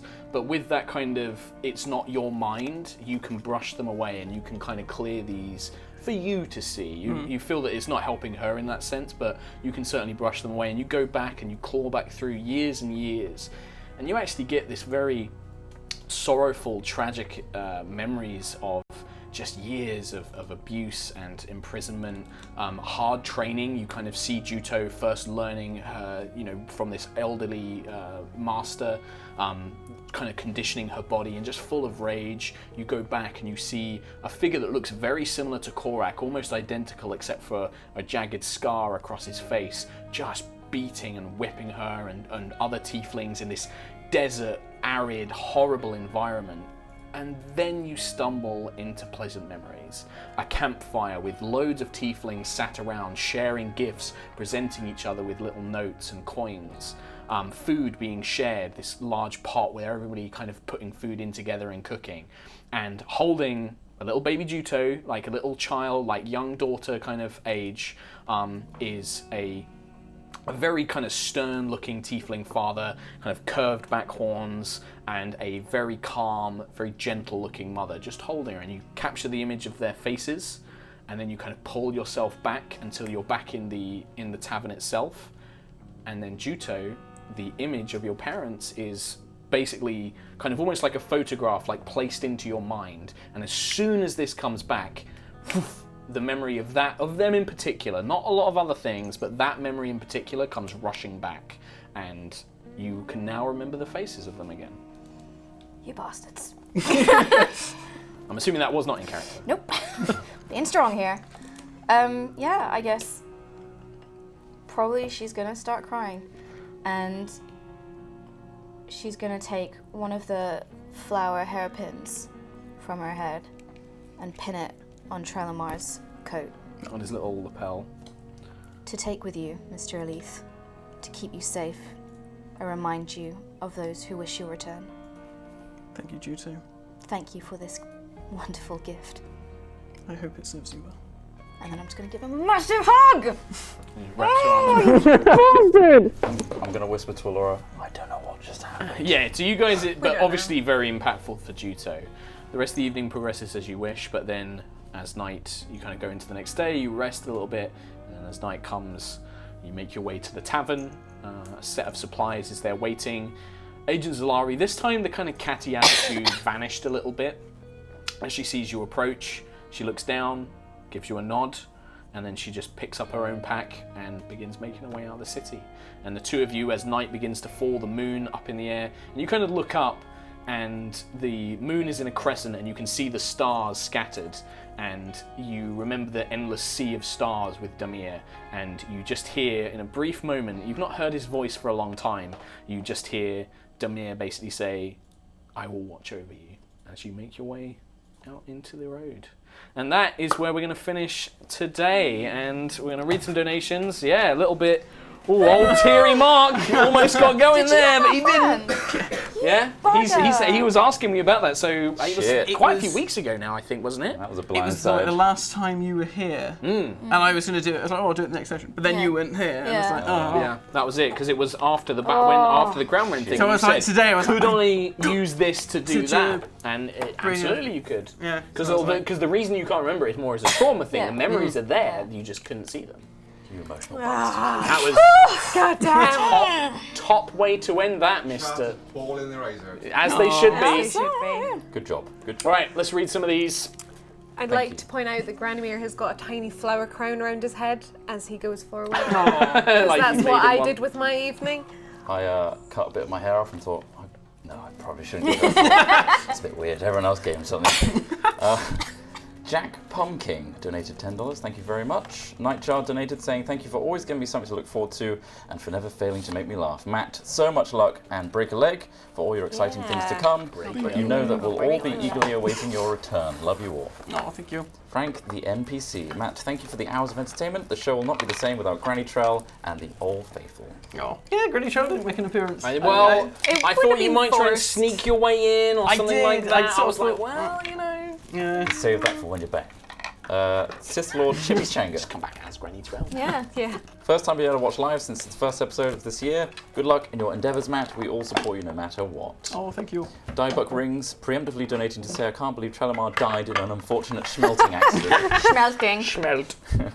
Rebel2197, have you guys ever thought of a real movie version of this? Sure. Sure. I mean, Yeah. give us Who the would you want to budget. each play all of your characters? God. Me. I would like Ron Perlman. Shoot. Ryan Gosling. Ryan Gosling, yeah, okay. Well, he's already done Hellboy. Who's the guy who played Deadpool? know. Ryan Reynolds. Oh, right. No, I think Ryan Reynolds would be a good cam, I but think. Ryan Gosling. Gosling has got like that wit about him. That's Okay, quite so funny. you want Ryan Gosling. Yeah. Okay. From Nice Guys, like Ryan Gosling. Okay. Seen it. I honestly don't know. I was gonna Don't say No idea. Kate It's McKinnon. gonna have to be but- someone. You're rubbish. Dashing. No. Vin there's Diesel would play Nobody Cora. really. Yo, sup guys, I'm a Dragon Ball. I mean, he Ola knows Rem, his thank stuff, you that very much maybe. for donating. He does. Yeah. Spiny Gecko, nothing in particular to say. So everyone have a wonderful day and subscribe to that one awesome tabletop YouTube channel. Hamish. What? Thanks, you, Hamish. Rare son. Yeah. Adieu, Matt. Adieu. I will sorely miss you and your portrayal of Trail on HighRollers, but do what you've got to do and take all the time you need. Your friends and fans support you 100%. You'll rock it in the musical. Best of luck and enjoy your free weekends. Well, they won't be Yeah. that free. No. Enjoy. You've clearly never done a different- musical, friend. Different weekends, but still fun. I'll do. Oh my god, this is a hundo. Oh. Thank you very much, Pixie MLG Gamer. Oh, thank you. Good day, Rollers. Pixie here. First time I'll be able to catch you live since before Christmas. Just want to say Wow. that I love the dynamic duo of the dangerous damsels and their sidekicks of the blundering blokes. Hashtag team names. Thank you very much, Pixie. Thank you very And I'll much. Pass it along. Tucker2025. Mark, did you turn Vecna, the almighty lich god of the undead, into a Bit Bounty Hunter in Dust Nope. City. It's just that was the name that Rodney had already written. Oh, yeah, Something to that do was with me. already in the It's all pre-written. Might be a Drogo homage. Mac, this is a half hundo. Thank you so much. It's very Thank you. generous. Thank you guys for awesome rolling Sundays. DM my first D&D group yesterday. Was very nervous, but it went great. Trot, so sad to see you go, but have fun. He's not going. Thank you I'm guys. Have going. a wonderful Sunday. Have you got these two confused the whole time? Trial. Yeah, Matt's actually hat films. No, Trot's coming with me. He's gonna. Someone said, he's gonna do a musical. Tom Hiddleston for Trell. That's pretty Yeah, good. I can see that. I can see that. He's got that kind of sassiness to him as well. I like it. Yeah, no, I like that. That'd be good. That'd be really That'd good. be good. Of course, you're like, Yes. You know what? That's great. Idris Elba for Juto. Yeah. Dragon donated saying, can we get one more Granny Trell impression to tide us over for a while? Maybe do your donations in it. All right. Yeah, Yeah, yeah, my yeah. donations is Granny Troll. Oh, especially God. if we get awkward dog bone. If I we think get awkward Dog donor has to be Bone, nice. straight to Granny you. Trell. Straight to Granny Trell. I already know Love what Gun Awkward Dog Bone is donated. gonna say. Hello to all of the High Rollers. I would like to thank you for getting me into D&D because I was able to play my first D&D session on Saturday, which was awesome. You guys are the best, and I will miss Matt and Trellamar. Thank you very much. PhilR96. Hi guys, spent the past few weeks watching all of the series. Sad to see Matt go. We'll miss you and Granny Trell. Question, do you guys still have those lucky coins Juto gave you in episode 3? Lovely I do. stream. Yeah. Oh, I mean, wait. they don't no, have- actually, I think you sacrificed used my yours, yours yeah. and it back. Yeah. Did I use mine? No, you only got it Because recently. You only just you got only just yours. got yours. Oh, is there a coin in it? Yeah. Cool. That's what, did you not read it? Yeah, I read it. Yeah, But, it's a lucky gold coin. It's like it's from the Chinese concept Yeah. of ang paos, you Skim know, read it, red packet you of know. money. I Sure, thank you. I used mine to sacrifice to get Juto back. Cool. Made of Magic and Wires donated. Had to donate for Matt's last session for a while. I'm curious though, with all of that free time, will you be watching the stream from home or will you have to marathon it once you come back like the rest of us YouTube plebs? Ooh, I'm It's gonna. gonna be I'll just give Aren't him you an going to be update. rehearsing? Yeah. I'll just be like, I'll read the wiki. This is roughly, read Yogscast The wiki. wiki. Yeah, you read High Rollers That's wiki. what I'll Mark just come in does. on Monday and be like, so what happened? Yeah. Everybody's dead. I've got another hundo. Thank you so much. Thank you. Thank Double you. hundos. From Absurdity Matrix saying, hey all, make sure to donate on this special occasion. Matt, have fun. High Rollers is a constant highlight of my week. Currently at Trial in the Tavern. Looking forward to see how this stream plays out. Thank you. I should give some more. I don't know if it's going to clear more. Oh, right, so I've got to. Yeah, he went, oh yeah, that thing. Snowy Moose donated. I do not know how much walking is involved in your future musicals, Matt, but good luck and break a leg. No, seriously, break a leg. We Wow. want you back as soon as possible. All right. Don't worry, that's what we're doing after this, so. Lightning Wolf donated and said, I'm not going to be able to make the stream. It's great to see everyone after a week of hell for me. Oh, I'm very sorry to hear that. There's nothing to show yet, according to this. That might be it. That might be the last That's one. not No. it. It's being No, a bit odd alright. then. Steve, help. Steve. Pass it to Do Steve. your magic, Steve. That voice is gonna kill you if you keep doing all of those donations. in No, that no, voice. it's not. You can go for days. is. Oh, yes, it is. Not that kind of show. Did you do pantos, Matt? I've I never love done doing Pantos. pantos. I've never It's done not Pantos. Ah, pantos are great fun because Oh, you like can mine. just take the right piss. Do you want to, and you can make kids cry if you're the villain, like I did. Ah, perfect. That's the good. best bit. Do you want to tell the audience like the plans for while Matt is away? Yeah, so the rough plan, we need to figure out the exact timetabling of this, but the Just idea the is that vague idea. we're going to basically bring in guests on like a rotating thing, so we're going to have like guests come in for like mini arcs, and then they'll move on to the next one, and we're going to have those guys roll, and we'll do try out different people. Some of the people that have expressed interest, I think like Smith wants to come on and do it, Nina wants to kind of come and have a go. I'm trying to remember who else. Martin maybe. Tom Hazel. Maybe Tom Hazel as well, who does like a lot of this, who's been in some stiff stuff with me. He's a good lad. He did board games at Jingle Jam. Yeah, Board he did games at Jingle Jam. He's a good guy. We like Tom Hazel, and yeah, we're gonna there are a few other people as well, and we're gonna And kind they're of all going to cycle be those playing around. Trellamar. Alternative universe versions of AU Trello, No, they'll have their own. like Rick and Morty. No, they're gonna play their own characters. I know Smith's got his planned already, so yeah, it'll be interesting. And It's there's other just people gonna we be, can't yeah. confirm. Yeah, exactly. So Anyway. those are just ideas of people that have said they want to do it. They've So come But forward. we're going to try and get, I think, a few episodes for each of them. So Yep. it'll be like a mini thing rather Yep. than a different person every week. Exactly. Hopefully. exactly. Sounds But it should be good. Carry You got on. more?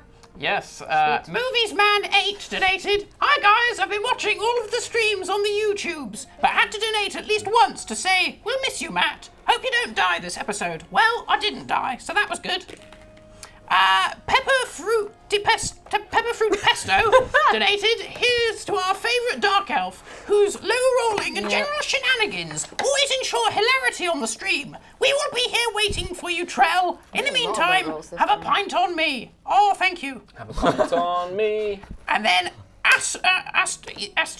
It's got like lots of eyes. Asterisky. Donating for Trell's last game. Matt, you're really awesome, and I wish you the best of luck for everything you do from this point onwards. Oh, thank you very much, my darling. I'll do one more because my voice is going to die. Yeah. Vanguard Badger donated. I look forward to watching the VOD later. Just wanted to drop a donation while I can. We'll miss Matt and Trell for the time being, but good luck and look forward to seeing both of them back soon. Thank you very much. Here you go. Good job. It's painful on the ear. Shadowhand. Shadowhand, thank you for the donation. Matt, we'll miss you. Come back soon. Thanks. Just Plain House. Started watching late, but had to donate. Say bye to Matt. Good luck and hope to see you again soon. Tunath. Oh, Hundo. From Tunath. Thank you very much. Matt, not much to say other than you'll be missed. Good luck with your new endeavours and come back when you can. Yeah. I shall. Sith Lord Chimichanga. Again. Mark, we were talking about this in chat earlier. Is Korak's sword made from a full shard that enhances or weakens magic? I could have sworn it was the one that enhanced, but everyone told me I'm wrong, so I'm just asking to confirm, please. I completely forgot about it in this fight, but it is a full shard, so it is a negates magic sword, not a enhances magic sword, because he is a fighter, and so it helps him. I completely forgot about it in the fight with the drow. Not that only a couple of them cast spells, but yeah. It's lots to remember. There was a lot to remember in that fight. Wise Vulture has donated 800 Twitch bits. Thank you. Bingo. For the bits. That is, I think, about $8. I don't know. I don't understand bits. Yeah, I don't understand About bits. basically 100 bits It's is like a $1. fake currency. Watching the stream at 3:30 a.m. Yay, Australia! Have only missed 3 sessions ever. Jesus Christ. Wow. That's dedication. I'm working on a Buckland We've missed more cosplay sex too. sessions Yeah. Buckland cosplay. Working on Buckland cosplay. I'm even going to be shaving my mustache off for it, and I've had this mo for 9 years. Whoa, Thank dedication. you. It'll come back in no time. Okay. Just Plain House has donated. Second donation. Matt deserved his own. I DM'd my first game with nothing planned, all improv. One of my players wanted to be Ron Jeremy. High roller instinct fired up. Without missing a beat, I had him roll. He rolled a natural 20. Thanks again for Nice. Perfect. Sean has donated. Can we Sean, get a Granny Sean. Trell sound, and will someone be replacing Trell in the party? Well, we've answered those, have and answered we've had Granny Done. Trell. Yeah. And Techie Reed has donated a half hundo. Thank you very much. Many donations. Hi guys, Kim's back. Hiya! Sorry to hear you're Can she go going, again? Trelly Belly. But good luck in the future. Hoping everything goes well. Nice to see the crew back together again. Hopefully not for the last time. Nah, it won't be. Yeah, it's Oh, like we're the doing first the other time. thing as well. That's true. Yeah, the other other thing. thing. First time in a while. Yeah, last one. Zip it. It's another thing. Shantacle's donated. Matt, it was a pleasure seeing you discover D&D and watch you explore the amazing world that Mark has created for all of you. Me and the wife will miss Trell, as I'm sure everyone else will, and we wish you the best of luck with everything. #TrellyBellyLove. Sammy T291. Goodbye, Mr. Aleath. I hope on your travels you finally come across your rope once more. When Yeah. it does, let it lead you home to your companions. Let it lead true. That's P.S. nice. Take good care of Granamir. Oh no, I've got to do that because I just got rid of one. Syndicate has no willy. Syndicate has no willy is the username. Wow. Bye, Matt, and good luck in the future. I felt like I had to donate now since it's Matt's last time. God, I wish I could change my Twitch username without losing my subscription streak. I already lost it once, by the way. Yes, we know what your name is. Thank you. Thanks. Darkcat42. First time watching live, and it's my fave PC's last main episode. Sad face. Hope you have a great time with the musical, Matt. Thank you. Kev Tim Winch. We'll miss you, Matt. Hope you do well. You've brought me so many laughs from your one-liners, your style, and messing with Cam. We'll miss that bit, but hopefully someone of great power, wink wink Mark, might give Cam hints Trell is thinking about him. What?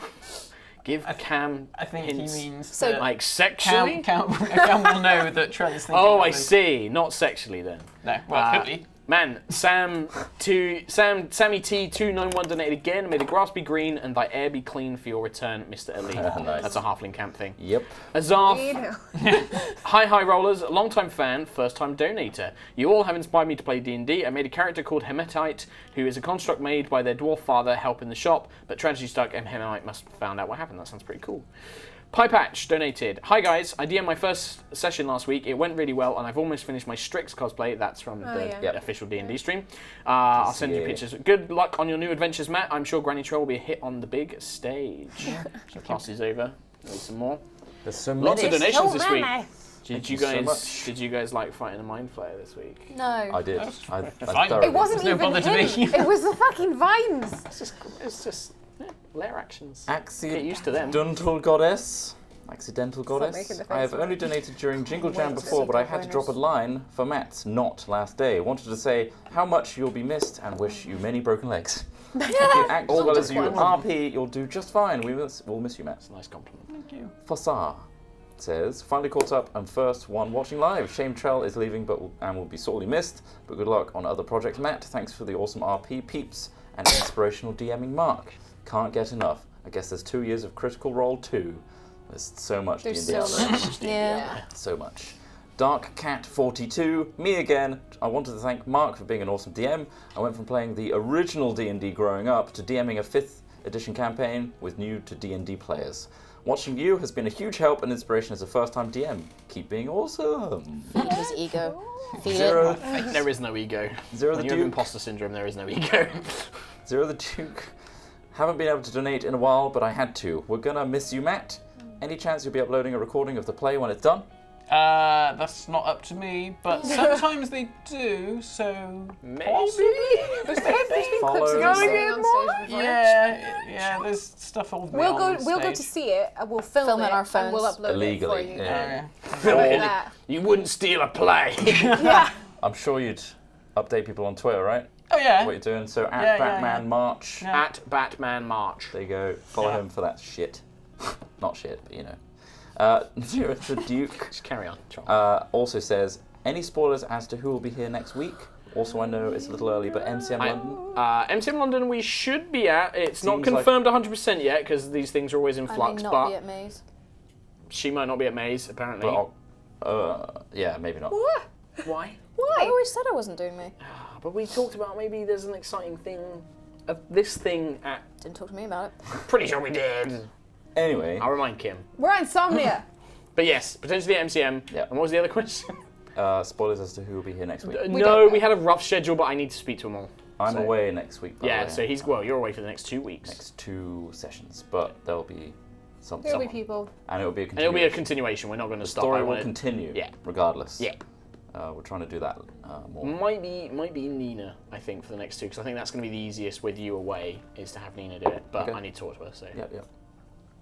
Not confirmed. Bros of Starshin. I can't believe Trell's frickin' going for a while. Who's going to supply top quality banter with Cam? Regardless, hope Matt enjoys his sabbatical. Thank you. The Game Guy 415 has donated 1 Twitch bits, saying, Korak, go and get some Dragon Tail tonight, Kappa White. The way you said that made that funny. Like, going to get some Dragonborn tail tonight? I'll do one more and then Rob, pass you it. can't turn Twitch bits off at the top. Yeah. Well, no, because if somebody donates a lot of Twitch bits. I know, but most of them are just one. Oh. And there's a lot of them. There's Oh, a okay. Okay. I want to Arrowman go home at some point. I would like to. Arrowman357, this show is awesome and you are amazing. You have rekindled my wife's love of D&D. We'll miss you, Trell. And Mark, you inspired me to step out of my comfort zone and DM a campaign, and it's been so much work, but so much fun. Cool. Nice. Starting on. There's so many. Nice. Oh my goodness, it's a hundo. Oh wow. Thank you. Ian BTV, thank you so much. I've missed you all and have so many episodes to catch up with, but I dear. had to join for Trellmar's send-off. As a fellow musician, French horn, I appreciate how rehearsal time can make your life crazy busy. You're all beautiful. Thank you for all you do. Thank you very much. Much, Ian. The Curly Girl donated, hey guys, just got back from work and will watch this on Yogs Live, but I thought I'd throw a quick donation your way to let you know I love you all. Goodbye, Matt. Hopefully we'll see you and Trelly Belly soon. Thanks for the tears and the laughs. Much love. Thank you. Sammy T291, geez, Alora, never having Dispel Magic prepared. Actually, I usually do. So. I was going to say, I was surprised that you didn't have it, because you It's normally because do. I put I changed it out for more damage because of the last stuff. Useless spell. It is. I should have What are the rules around preparing spells and such? How does that mechanic work? That's a thing that I will probably talk about in a video on Tabletop Weekly. Check out for that. We don't have time to explain. No, because it will take a rattle long through. time. No, but I usually have it prepared. Wonder Brian, goodbye Matt and Trell. You have been a fantastic part of the show. We will miss your badass beam blasts and great granny goofs. Thank you. Zephyr012 donated. So I finished my own D&D session, but I missed the train home. I ended up getting home at 7 on the day I had to watch live. Oh well, enjoy my first donation, guys. You helped me get back into D&D after uni. Here's to you, Matt. Good luck, and see you in an hour. Thank you. Thank you. I shall pass. I shall not be doing Granny Tales. Ace of Thorns donated. Matt, bring us back great stories of adventure and triumph, and in the words of Motley Crue, knock 'em dead, kid. Oh, Nice. thank you. Barris for President donated. Matt, it has been an honour to see you come out of your shell since the first episode. Trail quickly became my fave wisecracking, granny-turning, glass cannon bastard drow of a character. Nice. You will be missed. Good luck, and I'd love if you were the next Doctor. Well, so would I, Barris for President, but... BBC, if you're watching, Yeah, you know. there's a great guy for the next Doctor here. You know, I'm available, you know. And I won't be like any of these people who only stay for 3 years. You'll never get rid of me. There you go. Forever. That is true, actually. It's Yeah. a full facial right now. Never get rid of me. You'll have to pay me to go. Tucker2025 donated. Matt, this one's for you. Sad to see you go for a while, but good luck with everything. Granny Tro inspired one of my best NPCs, as everyone loves a pervy old granny with a shrieking voice. Yeah, that's true. It's true. It's true. Bauman H donated. It's sad to know that Matt won't be in the many next episodes or just behind the camera, but at the same time, it's good to move around a bit and try some new and exciting stuff. Best of luck, Toffolo, Twitch RPG. Nice. Thank you. Rom Rapara donated. Whoa, did not see the Aleath thing coming. He seems friendly, and he seems less friendly and dancing than I'm used to. Oh yeah. I like the one in our Christmas Oh, are live they- stream. He are was they- nice. He was a No, nice it was, Aleath. He gave me a The Korak DCA action stream doll. has a dancing Yeah. Illithid He had Oh, a I before they go see. live. It's great. telepathy It lift. is great. No, this one wasn't nice. Romucci donated. Of course, I have work when it's the stream I didn't want to miss. Thank God for Yogs Live. Stop it. Trell has been my favourite ever since I started watching, and Matt, your role playing is just pure awesome. Good luck with your musical and all that jam. I will break your fingers. JJ donated for Trelemar. Thank you for all the laughs, Matt. Love you all though, and you should check out the Dungeons and Dragons 5e Facebook page. It's pretty cool. Facebook. How's your name? Really cool. Lou the love Pigeon Facebook. donated. Hey everyone, first donation. I started watching early on, fell behind and became busy, but the last month I have binged the heck out of HR. Thank you for being a great source of inspo. I hope to send you some fan art soon. Have a great sabbatical, Matt. Love that fan art. Thank you. Yes, please. Looking forward to that. Sammy T291 donated. Out of curiosity, whose play button is on the bookshelf behind Kim? It's Hat Films. Hat It's Films. Yeah. Silver We'll play never button. see that gold one. 100k one. You and me both, buddy. 2 donations from Chance Be happy if I get one of them. 8687. Wanted to comment, but all I can think of is the tentacles. Yeah. Never mind if you want. And they also said, cheers, Matt. Thanks for all the fun. That was a half hundo. Whoa. Thank you. Over to you. There's so many. Bloody. Guys. Jeez. You guys are my favorite streamers. Thank you for every wonderful episode. I'm really gonna miss Matt, but very much look forward to Trell's epic return from the Underdark. Have no legs. Good way to power up to get that XP. Don't age again though too much. I mean, Old husk. Metamanu has donated a half hundo. Whoa! Wow. Evening, lads. That was a very cool way to let Trell go and fight in a mind flare. Can you make the noise? I'll miss him. He was a great character. Thank you, Matt. I'm looking forward to his next appearance. Best of your luck in your next endeavours. Into a bit of an Aussie accent. Good, I mate. She shifts a lot. Gothic Kitty 1313, actually accurate. Good evening. So glad I could watch this live after a long time. A wonderful episode and a wonderful parting episode. We will miss you, Matt. best of luck, and we welcome your return one day. May all of you have a wonderful week. Lots of love. Yeah. It's just going on. Thank you. I need my next round of meds, is what's happening. Victoriartis has done a half hundo. Thank you. Jesus. I don't get to watch live, but had to go for today. Sorry, dyslexia. I've watched since the first episode, and I've loved seeing you all grow into your RP, but I've enjoyed watching Matt the most. Thank you for your time and all the laughs. Cheers. See you soon. Love. Thanks. Techie Reed has TV is about to go. donated. Oh god, the feels. Nicely done, Matt. Yeah, the feels are real. And Harassed Civil Servant is back with another half hundo, meaning they have donated a full hundo. Oh, wow, thank you very much. So you could definitely have some more for that ending. Wow. Oh, thanks. Feather in a Storm with a hundo. Blimey. Oh my gosh, the This is gonna be a feels. big donation. It's about the Juto, the memory time. Oh my god, the feels! This is my first time watching live after having watched all the VODs, so good luck in your ventures, Matt and Troll. All of you are amazing and keep up the amazing work. Sorry, Kim, I don't want to read anymore anyway. It's fine. Lol. We got a fair few. Oh, those, Okay, geez, I thought we were there getting he to the is. end. There he is. He is done, and yeah, he's written something that I figured he would. Alanthor, thank you very much for this story, especially Matt. Hope to see you back soon. Good luck. There's loads of donations for you to read. I thought you were getting to the end. That's the only Salty reason little I baby. fucking made a comment. It's not often that You I know cry. what? You get the rest of them, Mark. No, now. that's fine. I could bash through these. The Cinnamon donated. It's not often that I cry. Well done, HighRollers. Well done. This session was masterfully roleplayed by all. We will miss you, Matt. I look forward to when we meet Trelemar, the beautiful drow bastard. Into Two donated. What is going to happen now? 3-man party. I hope to see Trell Matt back. We already answered that. See Harg. I just started watching this week, so I'm only on episode 9. Just wanted to stop by quickly to say goodbye to Trell, Matt. Aww. You will be missed, buddy. Bye-bye. You quickly read this. Yep. Oh, is this awkward dog boner? Yeah. Have that. Here it is. Okay. Awkward Dog Boner donated this week's boner rating. Hentai out of 20. I wanted tentacles going in people, not coming out of them. Nice. Raging hard on moment, not shooting enough fiery hot sticky white threads. Ejection rejection moment. Matt cucking us all for 6 months. Bible thump. Hashtag bone on Sunday. Nice. Thank you very much.